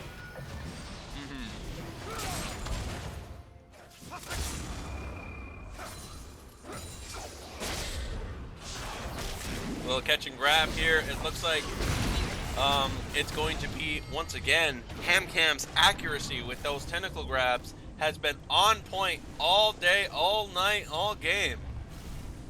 He can't seem to miss with those for some reason. Don't know why. Yeah. He's a big target, honestly, with Galio, but at the same time, he's up almost 50 CS now. There's a 44. It was definitely the good call, I have to admit. Alawi definitely was the right call. Yeah, Alawi's winning here right now. Now let's see, will one of these teams actually commit to the dragon this time? This Drake really is very valuable and very important, because that's what decided the game last time. So either team does not want the Inferno Drake. It's been a very slow game. Oh, Hamcam's here. Springfield dodges out. Yeah, nobody exactly has a split pushing type of build right now. Alawi doesn't have one. He has clearly a fighting team fight type of build going for Hamcam. You know, I wouldn't have been surprised if Hamcam went for like a rot portal to just try to get some attention at the top side. Yeah, Guardian Gaming though, in danger of losing their first series, they definitely look a lot more cautious this game, which probably isn't a bad thing, honestly, but it can be a bad thing if you make very careless decisions. Right now, yeah, I mean, like if you make good decisions and play slow, it works. But if you make bad decisions and play slow, then you lose. It looks like this might be a quick grab and take here. The silence was placed. It's going to be confirmed by Ricky Ninja as he makes sure that they get their hands on this Infernal Drake, not allowing. Yeah, they danced around it for the last like 10 minutes. Now they finally got it. Ricky Ninja, he lands that. Should just walk out. Oh, interesting Gragas barrel. Yeah, that was actually a Gragas barrel that was really poorly timed. So at the same time, now there's a gank bot lane. Its Tits is in a strange spot. Polymorph the Amumu. He flashes out. Ash ult whiffs, as does the bandage toss. Man, you really 7-10 that split right there. So now here comes Ricky Ninja. He doesn't have his ult though, because he ulted himself. But the bot lane is not aware of this, so they retreat immediately all the way back. Despite Soraka to the rescue. Man, only one tower. It's been a slow game so far.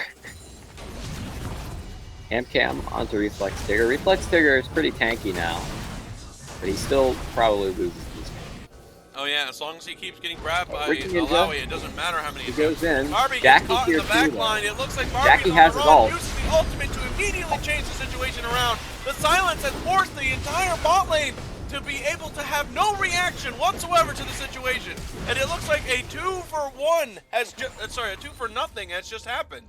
And that was a perfect Amumu ult for Twitch. They were lined up right in the line, and he has Runons too. That was just an absurd amount of damage coming out of Twitch. And Barbie reacted very, very on point accurately. When the silence landed, the entire bot side had no idea what to do and wondered why Lulu wasn't using any of her spells. Like, why wasn't an ultimate out? Where was the barrier? That silence was so perfect, I don't even think they realized what happened until after. Yeah, they lined him up perfectly, though, right for that Twitch ult. It was great. Hamcam now, though. Oh, my goodness. That's a huge burst. Emma he's so low, but he's still alive. Double kill coming out for Emmy Alice. So Emma survives on this Twitch. Right, finally some action, some fighting has been breaking out here as the death timers are getting longer and longer. So yeah, the teams are exchanging blows right now. Two-man stun gets windwalled. Okay, Syndra W does not go through Yasuo wall. I thought it did.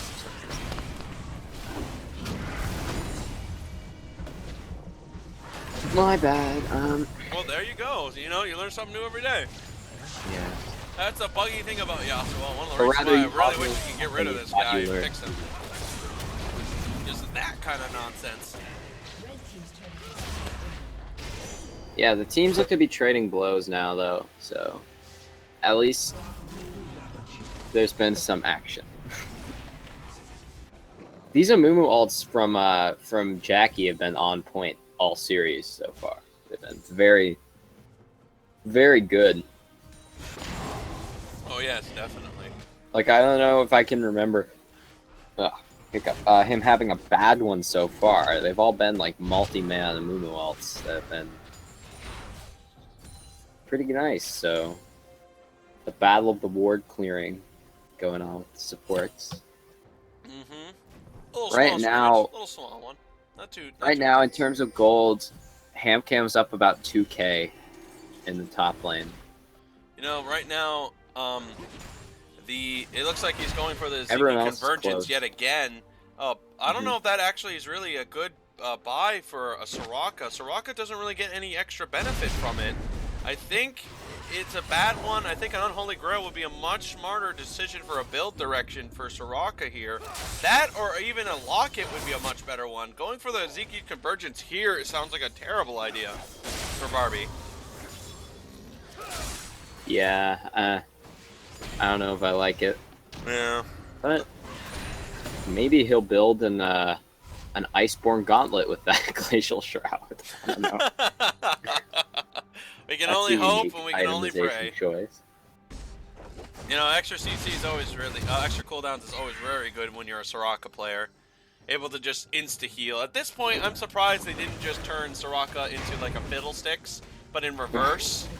It just kind of seems like that's the kind of thing that Soraka should be doing now. Just a channel where she just locks onto a target and then just heals that single target. Like I think like the only comparison I could think of is like a Mercy from Overwatch. I'd like something like that for a Soraka. Oh. Springfield versus Hamcam. This is the first time, and it will be expected to be really good. Looks like damage for Springfield's everybody. got more damage here. Hamcam's missed all his abilities. Here comes the ultimate. The damage is finally coming Oh, back. he gets Hamcam it. comes out on top. Springfield As soon as don't those even get out of tentacles there. start landing. Yeah, that's when Yasuo was on the ropes, and once he realized it, it was a little too late for him. Finally, Yasuo's got his 100% crit, so we'll be seeing some damage modifiers from him pretty soon as Hamcam comes to the rescue of his own tower at topside. Man, how can Hamcam be so accurate? That is just on that like that's got to be what? It's 20th grab on Tigger with that pull. Someone needs to start counting these in Twitch chat. Oh my goodness, that's insane. He's got so many. It's got to be like 20, I'd say. It's so many. He now has an 80 CS lead as well.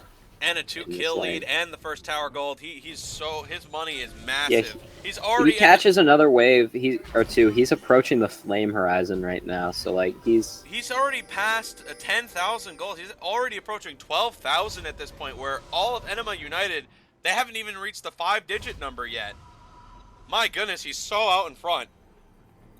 It just, they can't seem to get him utilized that much. They can't seem to get him into the right position here. yeah. Guardian Gaming needs some more engages because I think they come out on top in a lot of these fights. Yeah, Lieutenant Morales, I agree. I think she would be very good as well if Soraka could have something like that. Just somebody that could just glue onto one person and make them like really hard to kill. That'd be fun. It looks like Ricky does not make a play off of it. Wise decision. It could have been very bad for him. The Ocean Drake is in their hands, but are they going to keep it? Yes, they will. That's 2 Ocean Drakes, and that's even better for their team. No fight though. Right. Again, they're just going to let it go. Let it happen. They haven't really used Ash Arrow very proactively. What I would suggest for proactively at all. Hamcam to do at this point, if I was Hamcam, is I would build something that gives him a good amount of recovery, like a Spirit Visage, maybe even a Warmong's Armor, something that gives him health back, because right now he's got a ton of Ocean, and with One of these teams just needs to engage on the other one. Indeed. Looks like they want to right now, but it's going to get thwarted by... Hamcam yet again with his perfect accuracy on that. Once again, forces some free damage onto his target. He's so out in front right now, and just it's a shame that he can't seem to make a big use Gragas of it. Caskets, the big chicken. That's the level of exciting this game is, that we're casting the chicken. Yeah, right? It's just there's so little going on because both parties are being so safe. They just do not want to make even one mistake because... Yeah, when the people in the game with the most damage have 2 deaths at 33 minutes, you know it's a slow game. Oh yeah, definitely. Nobody wants to make a play. No one wants to make a good catch. They had the kit to do it. They just didn't want to do it. Like Exxon was mentioning this earlier, Amumu had opportunities to make some plays on Syndra. You could have had Yasuo way more fed, because all Amumu had to do was flash, ult, and then Q, and that would be a free kill. But just didn't want to do it. Just didn't take the Well, there's option. so much pick potential on the side of Guardian. They haven't used Assault at all proactively this game. Yeah, no side wants to pull the trigger. Nobody wants to make a big play. Everybody's want to play very safe. So looks Someone's like this should gonna be an have to do expected it. 50-minute game, I'd say. It seems like a 50-minuter for sure. Well, yeah, the only way I see it being soon is if one team wipes the other one and takes Baron. But and even then, they still have to rush through the towers if it's enemy honestly, side. one of these teams should just try and sneak the Baron at this point. I agree. Or try some split pushing or try to make a play. Because no one's really paying much attention to it at all. Not even in the slightest. Jackie's trying to go for the grab. Does hit the target, actually. That was Problem really is he's way under off. their tower.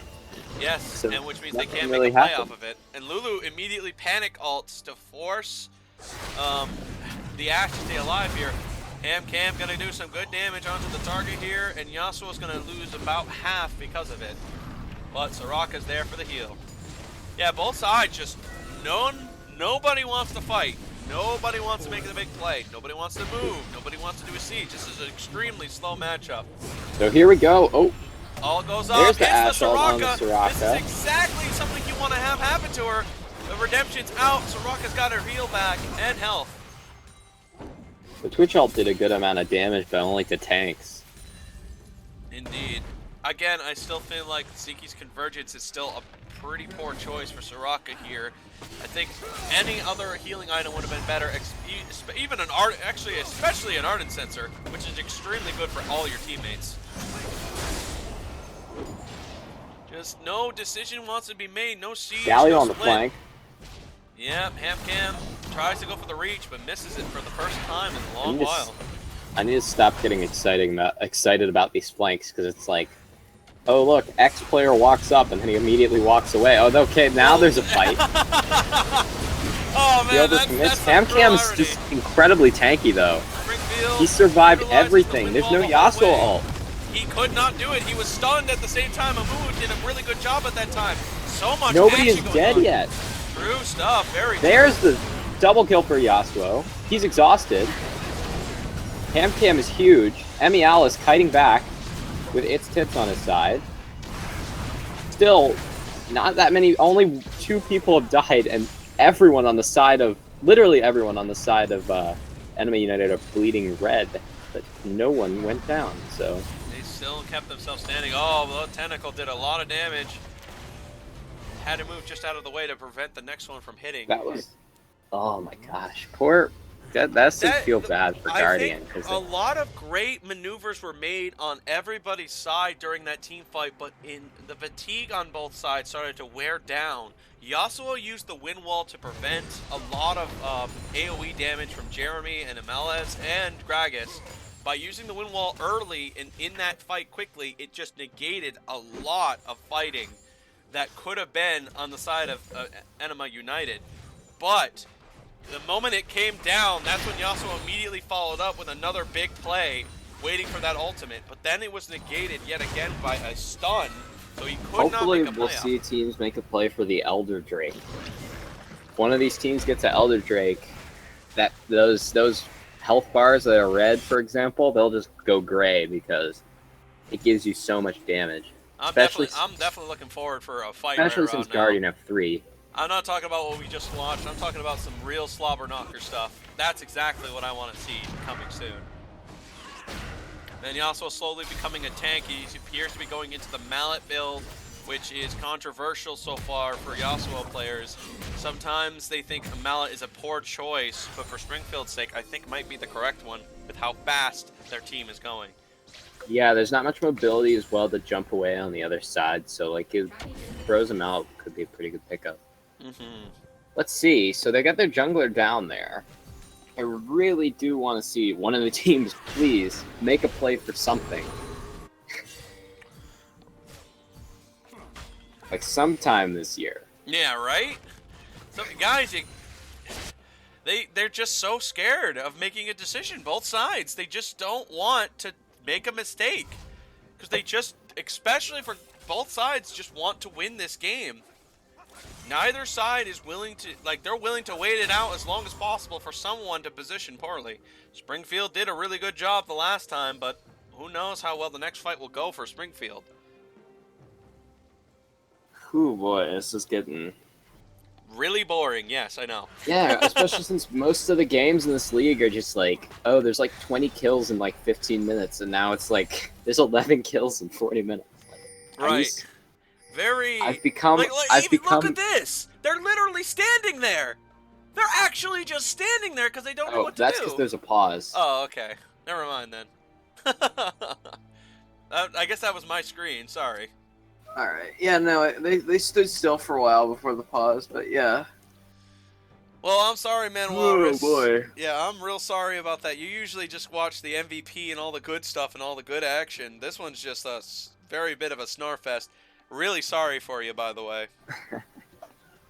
Nah, it's just like, I wish that someone would do something on either of the sides of this. Like, By the way, Ryan Nuker, my name is Army Overlord, and I'm with Man Walrus. I don't know who the Seinfeld caster guy is, but he could be he might be talking about you there. is he? He might be, maybe he's talking about you being the Seinfeld guy. You know that TV show Seinfeld, right? Yeah. Oh, okay. I've watched it a little bit, but I don't know why everybody liked it. It wasn't really that good. It's always me, Army. Oh man, I'm the Seinfeld guy. It wasn't you. It was me. I'm the Seinfeld man. When you start shoutcasting, you sound like Seinfeld. Oh. Good. I get inspired with my shoutcasting by we're actually talking about shoutcasting instead of what's going on in the game because of how boring That's it's because been. nothing's going on in the game. Everyone's just so safe. It's slowly gonna get into the farming race. They're in the running for the most farm, by the way, aren't they? I don't know. What's the most you've seen in one of these games so far? Yeah. Someone's gonna hit 400 this game. Yeah, definitely. Would expect Hamcam to be Oh, one. speaking of that, Hamcam Flame Horizon now, Reflex Tigger. Took him a while, but It's the 104 CS lead. Oh yeah, well there you go. 100 CS lead. So that only speaks to how well Hamcam's been practicing Alawi. Guaranteed.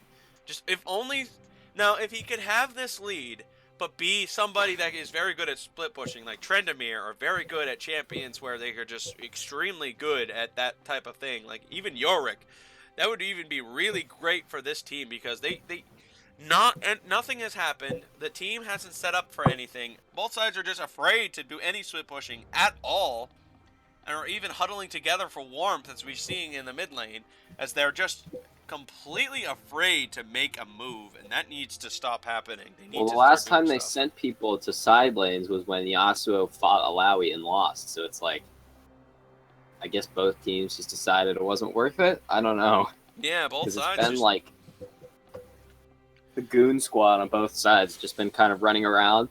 They've looked like they were going to fight someone, and they just kind of walked back away. Mm-hmm.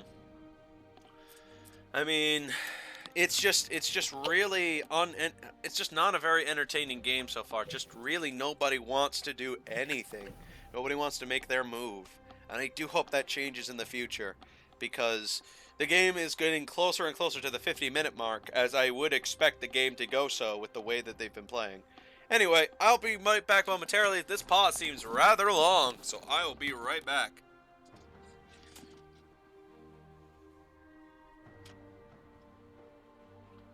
Oh, rip. Bathroom break.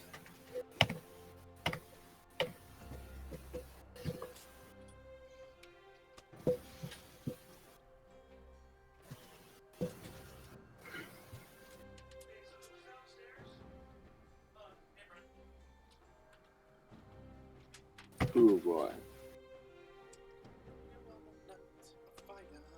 Oh, play's been unpaused. Alright, finally. About time. It's basically the same thing as watching the game at this point. You might as well just keep it on pause and just, let the game end naturally. Both teams are basically pausing themselves as they're getting CS. Man, they're just waiting for their 6-item power spikes. Yep, they both want to put all their money into the late game. Neither side wants to. Neither side is willing to do it any other way. They want late game to be the way that the game ends. It just takes them both way too long. Late game. Agreed, but not for build decisions so far. The only one that's in late game build is their top laner. Everyone else is just not at late game yet. Feels like it's late game though. Really, really, really, really does. I am with you there. It just is not. It just nothing's happening. Just absolutely nothing. And sorry, I was expecting, like, with the surprise victory here from Ænima United, I was expecting another great attempt to try to end the game quickly from Ænima United. But they want to fight to the last second. Like they might try and get this tower top, but I think this will just get cleared. When you're a boxer in some situations and you're fighting into a fight where you won the first bout and you knock down your opponent quickly, going the distance and lasting as long as possible is a good way to make a statement saying that our early game was good. We got really good picks on it. Finally, an Assault's used proactively. Twitch is caught out. Please ult it. Alright, there we go. Finally a kill. I'm not entirely sure if an ult was necessarily needed there, but that's clearly... the first kill in like 5 or 6 minutes, so... Yeah, they definitely got their... they have their stuff right in gear here. No, they should just go to Baron if you're Guardian right now. Yeah, they don't Twitch is like their big team fight damage. I think that... I don't know if they can just... They'll probably just be able to clear this. Why don't you just go to Baron, Guardian? Yeah, bad call. I would say Guardian Gaming just does not seem to know. Or Elder Dragon, too. Elder Dragon would be great. I think Elder would Springfield be the gets call of chunked, the game though. here. Yeah, big chunk here. Yasuo takes a ton of damage, but Soraka will simply get him right back into the game here. Soraka seems to be building...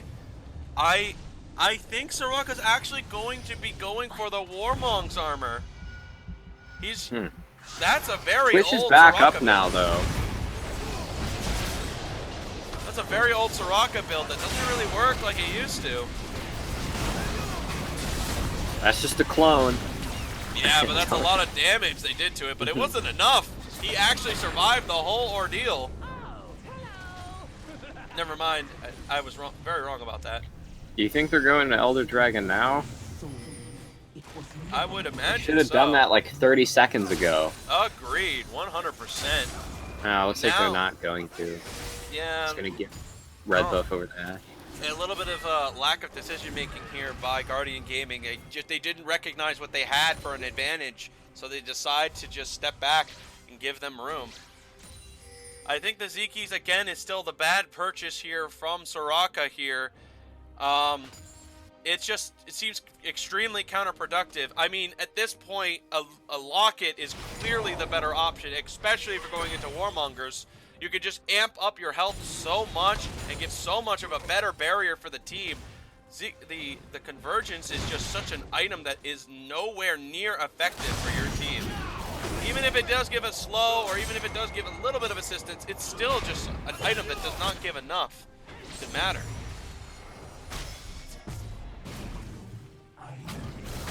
Oh boy. This has been a while. Oh. Ooh, good crit damage.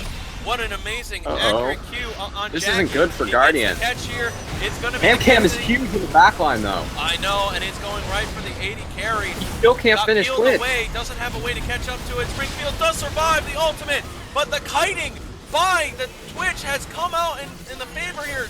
Soraka got caught into a bad spot, gets killed in the exchange back. It's a 1 for 2 here. People got so low. Twitch and Yasuo got so low on the side of Ænima, but they did not go down. So both the carries are still up. That's something to keep in mind as they take another tower. Springfield's back in. Wind wall. Right. Neutralizes some damage, but now they're out in front of it. I think they've got themselves a good Ricky catch here. Oh, huge ult though. Really low. He does manage to get a huge ult. He's gonna come out on top. It's so all relies on close. Emmy It's now a Alice now. 2-on-1 situation. Syndra's gonna commit to it. It looks like he it's gets gonna one. be a kill, and does get one. Yes. Just gonna let him go. Yeah, indeed. So 4 for 4. That was a little bit intense. Finally, we've been asking for quite a while now, but Yasuo does not want to continue a split. Does not want to try to set up anything or go for any chases. Decides to back after he clears the wave. So here we go. Soraka has completed the Warmong's armor, but that doesn't go at all with any of the items she has. It only goes into the passive W, so it just... Barbie's went from MVP and just dominating really, really well to now just seeming to make very questionable build decisions that seem to not be in any benefit to her team whatsoever. Yes. I want to stick with the Nami, honestly. Yeah, Nami would have worked so much better with these items. I mean, except for the Warmongers, of course, but stuck so much better with the items. But Not on the Jackie. Might be the reason they end up losing this game if it continues. I think it's too close to call right now, honestly. Yeah, it is. Especially since neither team...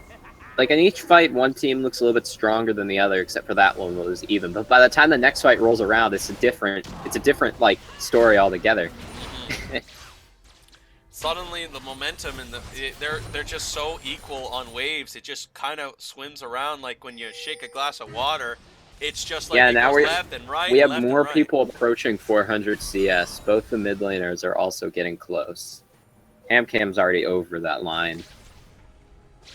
Been a lot of minions killed this game. It's tits. A little bit caught out. Someone needs to do. One of these teams needs to do something. Yeah, exactly. Agreed. 100%. Needs to do something again. Here comes Hamcam. We're getting closer to the 50-minute mark. I'm kind of hoping we can have an ending to a game for once. Yasuo finally is now sent into the bot side to split push as Hamcam's coming to intercept the wave that Yasuo pushed out. But neither side seems to be able to know what to do next. They're kind of caught in their own decision making. Poor Jackie, his Raptors get stolen away again. Well, Bot Carries, his opinion is very interesting so far. He's been keeping a close eye on what's going on in this game, and he too is still wondering like what the decision making here is on both sides. Hamcam's on the split right now. He's going to keep going with it right at this time. So that slow by Ashe is clearly effective. It is now slowing Galio really, really much. So. Oh, by the way, Yasuo never did buy that frozen heart or frozen mallet. Oh yeah, you're right. You're right. He went with the dead bands instead. Yeah, that was a good. Thank you for telling me that. We're just running out of things to talk. Oh. Yeah, we are. And ult goes in. Anasim gets healed so much that even the... they can make a play off of it anymore. Reflex Digger does go on the engage into the Curse of the Colossus, but does not manage to get anybody in the action or at the cause here. There's so much damage. But then Anasim got healed to full health. He got very low from that Syndra ult, but it doesn't matter versus Soraka. Right. This is what happens when you don't have a commitment engage strategy. Oh, looks like Jackie does hit it, but immediately runs out of there. Doesn't want to commit to a fight, but Hamcam says, let's fight looks right like now we're committing to a fight. Here. The ult comes in. So much abilities are going nice on. kiting back from Jeremy. Turn off this thing, as it looks like Springfield has Springfield's going down. Some extra damage in. More damage is coming through here. Looking good for Guardian. Barely holding themselves up as it looks like they finally outlasted him. Barbies is going to go Jeremy down for did the ace. super well in that fight. Jeremy did incredibly well. Kept himself standing, kept auto-attacking, killed everybody, melted the whole crew this is here. game. That ought to be the game, I would say. I don't think they have enough time. If that's the case, also, if they end it here, by the way, you called it at 50 minutes. You called that, like, way earlier as well. You said it was going to be I'm still technically wrong. I still have about 40 more seconds left to go here. Well, we'll see how long it takes. They might beat the timer. Right now, Ricky is going to go ahead and get some tower damage here. 30 seconds left on the clock before I'm incorrect here.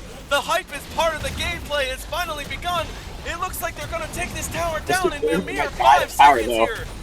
It's almost destroyed with only a little bit left in the Nexus here. I'm only 20 seconds away from being incorrect. They decide to fire every ability, and they get it. They beat the timer. Oh Dang it! man, that's a unique game. So Guardian Gaming tie up the series in a very long, boring game that was long and boring until the very end, and then it stopped being boring. And then it So who do you stopped give being boring. MVP to? Because I think Jeremy really carried that last fight. And that's kind of what they banked on. Like, to be fair, when you're talking about Guardian Gaming strategy into this, they banked on Jeremy being the heavy carry into this game. They put their effort and trust into Jeremy doing the job. So they basically wanted him to become the MVP. So I would say Jeremy does get the MVP in this spot. Yeah, I think here. he was shredding everybody. As, I do disagree with Barbie Naughty's decision in every supporting way. I think that was just a terrible decision to go into these items that she bought. That, I think, was the main reason why her team ended up falling off heavily in the later half of the game. She just did not I think it was just help. that they were afraid to go for anything, honestly. They just didn't try. They were stronger at, like, decent parts, like, at good parts of that game. For a good amount of that game, they were the stronger team, but it's like, they just don't fight at all for anything or go for anything. The damage output. Well, we do have some disagreeing opinions here, but Ham's damage, my goodness, 45,000.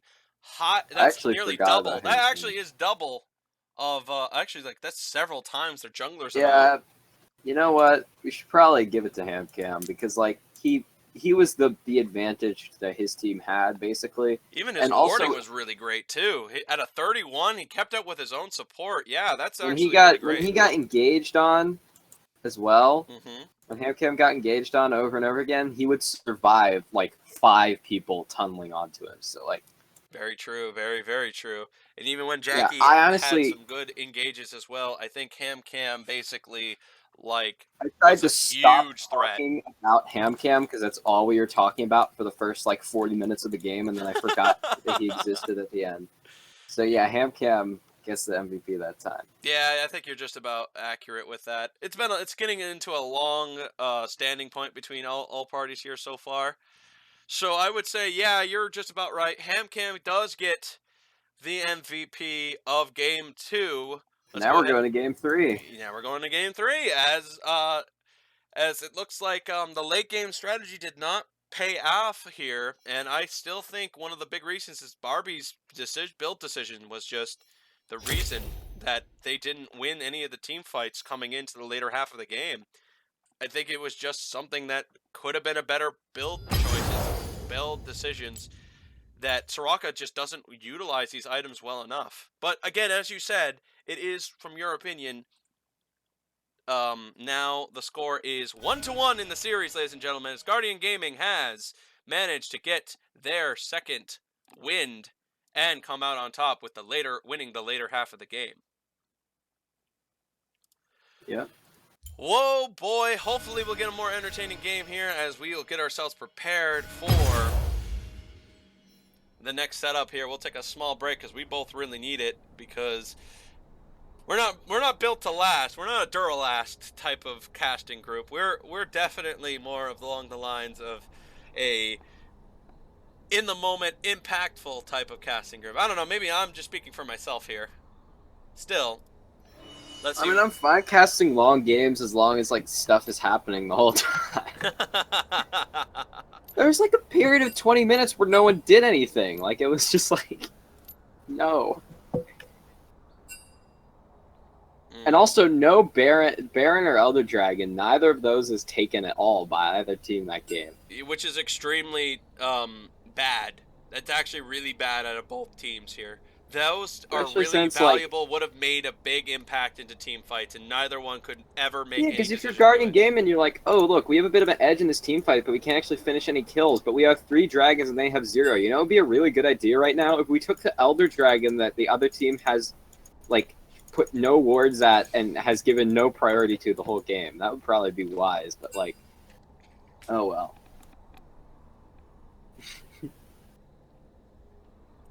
We'll see how it goes. Did you see in chat what Dirkhammer said? What a jerk. Okay. Oh, I forgot to grab you. Whoopsie. Yeah, I gotta probably... I keep doing that. I don't know why. There we go. Alright. I am in because I set it up doesn't mean you have to dunk it. No one said you had to alley-oop, Dirk. You know, sometimes you take a shot and you just shoot it for the rim. You don't just take it out of the rim and then dunk it for yourself. And then say, oh, well, it was a setup. You were alley-ooping me. No, you're a mean guy. That's what I have to say. Okay, well. So, coming into the next and possibly final stages of this game here, where Ænima United did not come out on top here in the team fights. So let's see what happens here. What can they do to fix this situation?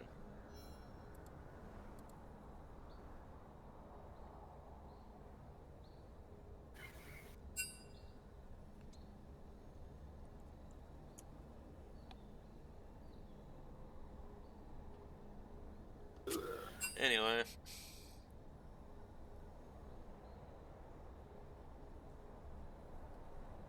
Dirk just dropped the hammer on Army. On the Army. Okay. Good old sponsorships. You know how they are.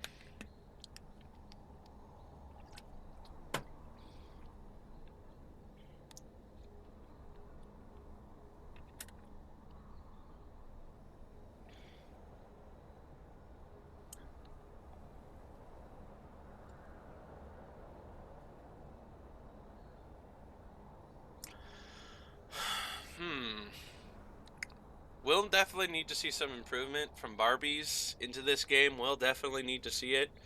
Hamcams fought himself into the MVP position by force and survivability.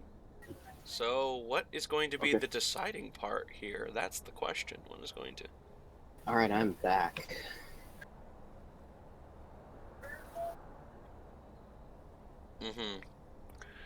Let's hope that this game is going to be either quicker or a 30-minute game, because I had other plans today. Those plans being streaming the next game coming at 7 p.m. here, ladies and gentlemen. It'll be Xdon and Fred Fredersen covering the 7 p.m. game later tonight, and about 4-ish hours, unless this game manages to become a 3-hour game, which I completely doubt. I don't think either side's willing to wait that long to make a play.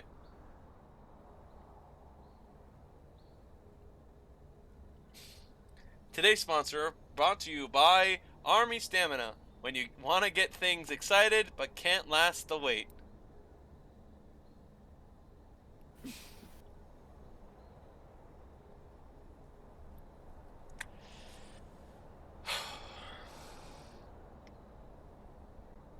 You know, just because Guardian Gaming does have a last ability and willing to wait as long as it takes, doesn't mean they should be taking as long as it takes to win a game. Games should be quick and effective and done very, very effectively quickly.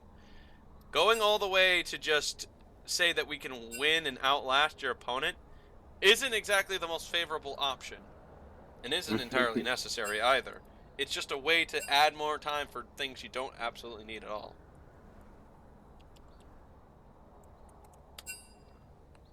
Alright, are we ready? Yeah, I think so. Let's get underway for Game 3. This is the second Game 3 I've ever been a part of, and well, I guess technically the third one, but it's a really, it's one of those type of things where you don't expect it, but when they do happen, it's like,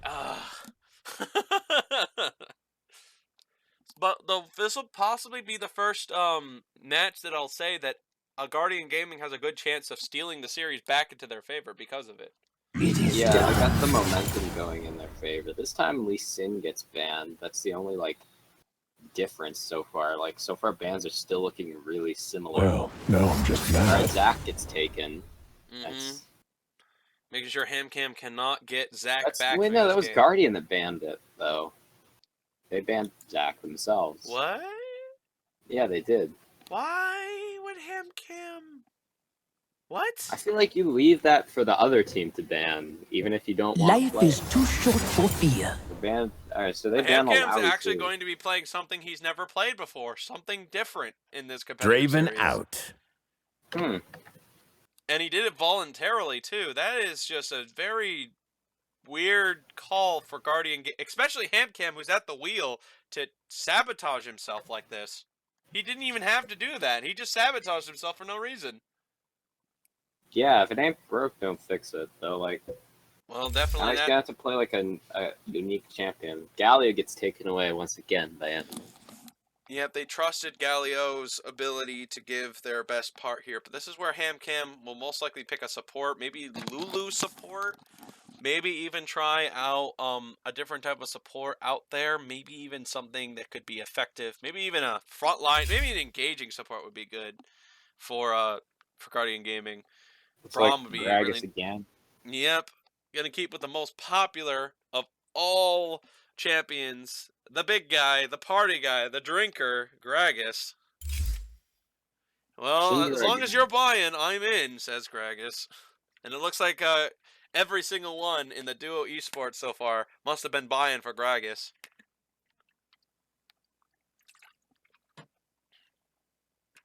And here we go again with another Syndra. So very similar looking comp so far, as Lulu seems to be selected for Barbies. It's the first time we've seen Barbies with Lulu here, so let's see how this will go out. I thought Nami was a much better solution for the Twitch combo, but I don't think Yeah, I don't know Amala's if you same can is go gonna wrong go with it. Lulu though. Can't go wrong with Lulu. Zed, that's confident. Indeed, Springfield's taking another physical damaging assassin into Zed here. Yasuo was pretty good, but I don't know if Zed's really the alternative option here. I would have actually expected maybe even somebody else. Springfield seems like a better talent type of player than he would be. Guardian got the same comp.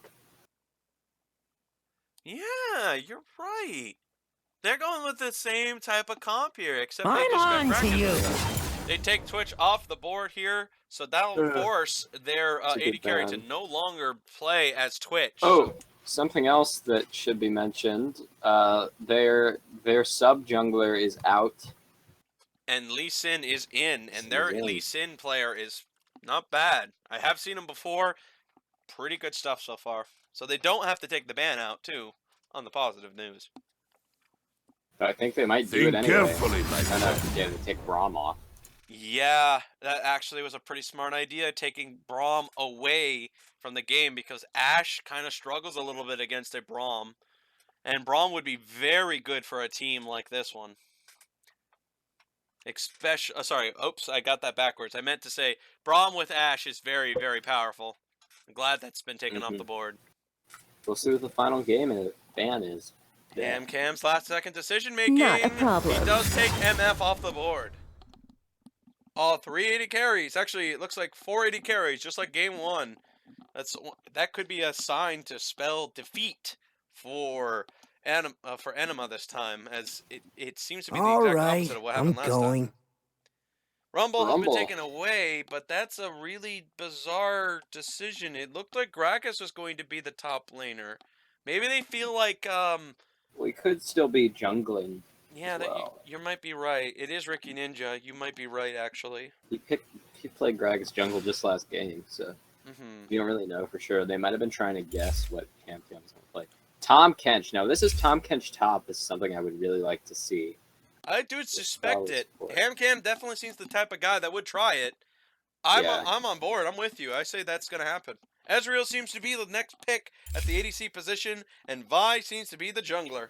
This is an all AD comp, basically, besides that Galio. I don't know how much I like that. They have a lot. They're very heavy AD. Sorry, not all AD. They're very heavy AD. Yeah, good old Thornmail, Dead Man's Plate. A lot of items that are armor based are. Well, also, it's a very Tahm beneficial Kench. That makes against it catching easier for counts. him. Yeah, especially that. So let's see if they're really unbenching it top lane or support. Okay, so it's probably support Tahm Kench. Probably. Got my hopes up. Yep, I'm Nothing. sorry, man. I'm sorry. Looks like Kench. Well, they can still unbench the Kench support, but You know, I'm not exactly sure if you even want to have Kench at all be played in this whatsoever. I guess it's Well, if like, he gets ulted by Zed, you can just eat someone oh as yeah, well. you're right. Never That's what mind. that's for. As well as Vi, you can take someone out of a Vi ult with that. You can take someone out of a polymorph. You take someone out of a Galio, like, I don't know, not taunt. You'll probably be taunted too, but like Galio ult maybe, Galio E. Yeah, I think Tom Kench is a pretty good pick. Okay, you convinced me. You definitely convinced me. Yeah, I like Tom Kench. I think he's pretty good. Well, let's see. Unclog the frog. Unclog the frog. And unbench the Kench. Yeah. 4 seconds left on the clock here. We're getting ready for the next 3-minute wait. Yep. Engage. They've got themselves a much better engaging group. But even still being said, like, Zed's an assassin that Tom Kench can neutralize here. So that was a really strong counter pick by the decision by Guardian Gaming to neutralize Springfield. I think Springfield made a pretty drastic decision on his assassin's decision. I think it would have been much wiser to instead go with somebody like a Talon, where you could kind of like force Tom to make a bad eat, but instead it's like automatically Zed is going to hit their target. There's no way to change it mid-flight. So it's he just doesn't going to even be have that many targets either. Yeah. To really. Indeed. So perhaps this might be a very costly mistake Springfield has made. Because like you alt Ash or you alt Syndra, right? Because you alt Vlad and he just pools. Indeed. I think Springfield should have went Gangplank here. I think Gangplank would have been the much better option because that way it would have punished him. I'm surprised that didn't get taken. Well, let's see if that's going to cost him in the end, because Gangplank definitely should have been played, in my honest opinion. I don't know what it is about Barbie. Gangplank is like good into Tom Kench as well, good into Gragas. I don't know what it... Oh, sorry, go on. Because the whole team as well, the whole comp is immobile, so like they would have gotten like destroyed by barrels. And Springfield showed in that first game that he really does know how to put down those barrels. Use them effectively, so. So yeah, questionable. I'm questioning the Zed pick, but maybe he feels like he can win this lane, because he did win lane last game against Emialis on the Syndra as Yasuo. So maybe he feels like he needs some execution damage, because there were a lot of like really good trades he had where he didn't quite finish off Emialis, or like 3 people appeared to save Emialis. So I don't know, but like if Zed gets to be 10-0, then he's gonna win the game. But I don't know if they're gonna let that happen, because they've picked a pretty good anti-Zed comp, honestly. Loving the new followers we've got so far for Duo Esports here. We nearly doubled since last week's follower output. I'm loving the fact that we got a lot more fans into here. Thank you very much, everybody, for all of your assistance, giving us helpful advice, letting us grow much more easier and much quicker, and making this commentary entertaining for all of you. You guys are really making things a lot smoother for us as a ride here. This being said, though, it's still going to come down to like how people get things to happen, like how things are going to go for people. So in this game specifically, I will hopefully like to see what kind of isolation grabs they can make, and what Tom Kench makes mistakes on, because it's going to come down to its decision making to save a life, because you can only save one. Yep. And now, though, we get underway for our final match of the series. Hopefully this one will be a little bit more entertaining. I don't know. I also agree. I do hope it will be more entertaining as well.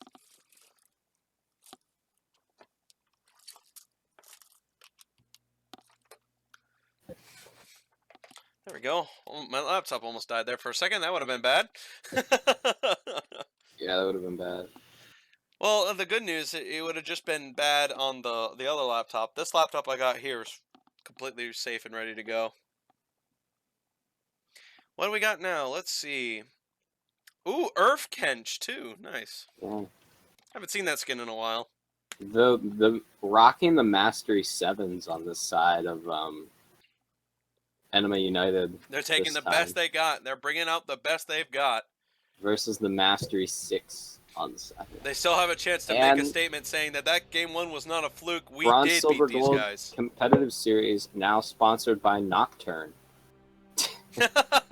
Just like every game. We have so many sponsorships lately.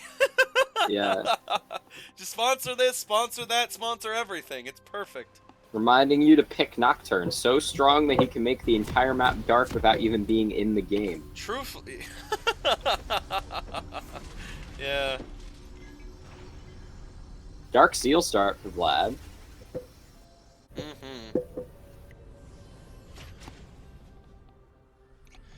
Well, right now, in the beginning game stages here, I would say that everybody does happen to have a current plan of action right now, and I don't know exactly what it is, because one is definitely just tool to be like, catch this one person, make a kill happen. Catch this another person, make a kill happen. But both teams have pick, but I think that Guardian has a lot better way of dealing with that assassination potential than Ænima does. But we'll see. Once again, I think this is another game where it's just, it all relies on execution. Yeah, I gotta be honest with you. Same had last time in the game 1 had his Ezreal banned. So Yeah. they did their homework on it, but they did allow it to happen this time. Oh. Springfield apparently seems to be walking in some danger zone right now and gets fancy himself... a 3v1 fight. That's not something you want. Yeah, I don't know what he was thinking. I think he was expecting something else to transpire there, but he's going to be a little late to the wave now. Oh, never mind. He's going to stay so he can be a part of the wave. Interesting. I mean, yeah, it's not that hard to regen that amount of health. You can get chunked really badly. So we'll see how effective this Vi is, obviously. New jungler for Ænima, as opposed... Well, not new jungler, but you know what I mean. Yeah. Subbed in. Subbed back in their original roster junglers. So we'll see how much impact he's got on the game, especially on a high-impact champion like Vi. We'll see if he can make a difference, make the difference necessary for this team. Because a lot of their problems last game was just like indecision on anything, but that was the problem on both teams. But especially for as well as my refuted argument over and over about Barbie's build decision on Soraka. My endless point of saying how bad the items were. This time I even think the items that she did last game would actually work for Lulu, but I don't know if Lulu should go for it. Definitely should be an item that should be a lot more... I think Zeke's convergence does make sense on Lulu in the right scenario. Especially since she directly ults her 80 carry usually a lot of the time. So. But yes, as I said, I think Ardent Sensor is something that Barbie should have went with. Ardent Sensor is like one of my favorite. Obviously, I'm a support main, so it's like one of my favorite items. It just gives your ADC a bunch of free stats. It's great. Like, that's why I was such a big fan of Barbie after game 1, because like Nami's one of my... It's like the only non-tank support champion that I play, so like I enjoy the champion a lot. It's fun, but it's like early trading and all the lanes. Actually, whoa, Hamcam. He's looking Tigger pretty was strong. Completely off guard there. I think he expected Hamcam to do something else. But so this whole series, it looks like, honestly, that like Reflex Tigger's been a little bit outclassed by Hamcam. Yeah. Oh, tank mid lane. Amialis just knocks him away. Pushes him right out of there. Doesn't want them to get caught in a bad spot. Lee Sin right now does not seem to want to get himself caught. Sorry, Ricky. He did want to see if he can get Ricky to come closer, but I guess not. Right now, Lee Sin and Ricky are just kind of staring each other down in that river. As top lane is just... Tigger is struggling yet again against Hamcam. Wow, he's taken super low. Yeah. Blinking red, he's really on the ropes here, but it looks like Tigger's going to back here to prevent himself from dying. Wait a minute! Flash he in, tries doesn't to do get it, but misses! That's unlucky. That's a really unlucky for Hamcam. Still, he's very ahead. He probably scared the living daylights out of Reflex Tigger too, though. You know, it's almost like you're hiding behind... It's about sending a message. Yes, it is.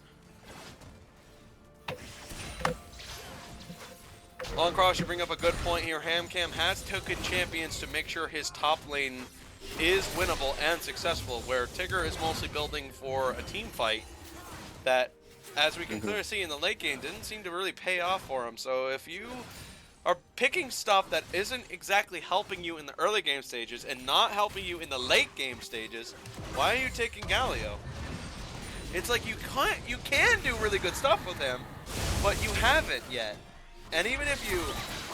Oh, never mind. Yeah, I think as well with the nerfs to Doran's Ring and Galio himself, like I think that like Galio's not this champion anymore that you can just first pick in any game into any matchup anymore. He's still very strong, of course. He's still very, very strong top laner, very strong mid laner.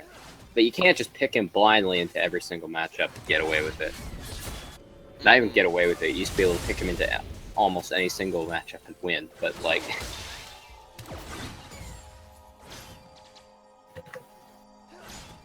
he had a pretty overloaded kit. Well, still has a pretty overloaded kit. Let's get it.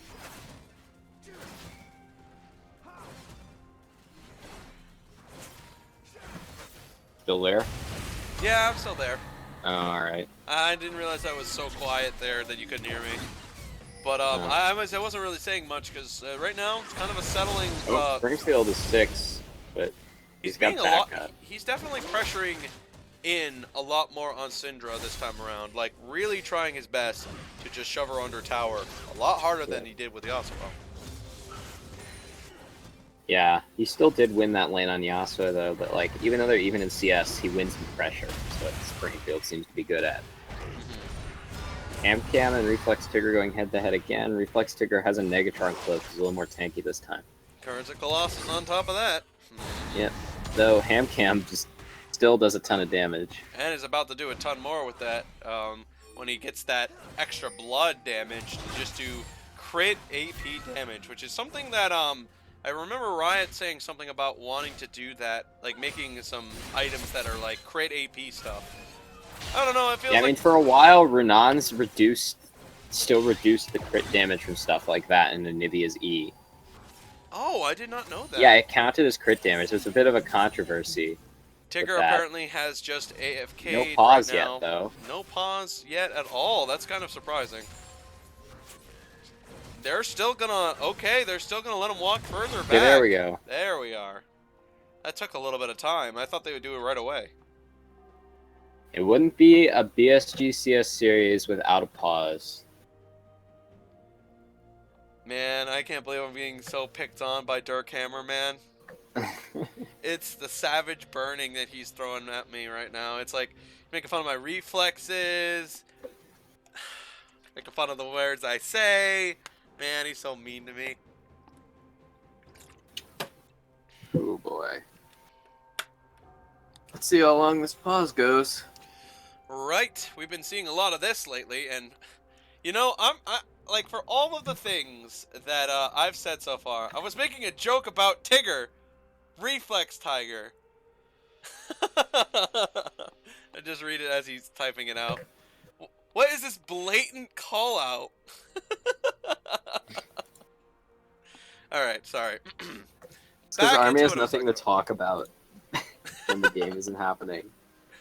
I mean, yeah. I mean, I don't have anything to talk about. I feel so bad because it's like your job is to catch all the hype factor here, and I was expecting this to be a pretty hype game of some high action, engaging in play, which we saw in game 1, but then. Yeah, we have some like then super it just started like to, like, intense the highlight team reel fight. started to just forget about the highlight reel. Who cares about it? Let's just do this now. And it's like I thought I was supposed to be watching some like insane team fighting League of Legends comps last game, not like paint dry. Like that was what like most of the last game was. Yeah, that's what happens when you have two teams that are not familiar with these situations here. It's extremely bad. Like, if anything, it's a really bad job, and I do hope that Guardian Gaming understands that that's not good, to just sit there and delay the situation until it's time to fight. Yeah, that's a bad thing. You need to know that that's bad. It sucks to like bleed out like that. It really does. So it is very demoralizing for the other team when they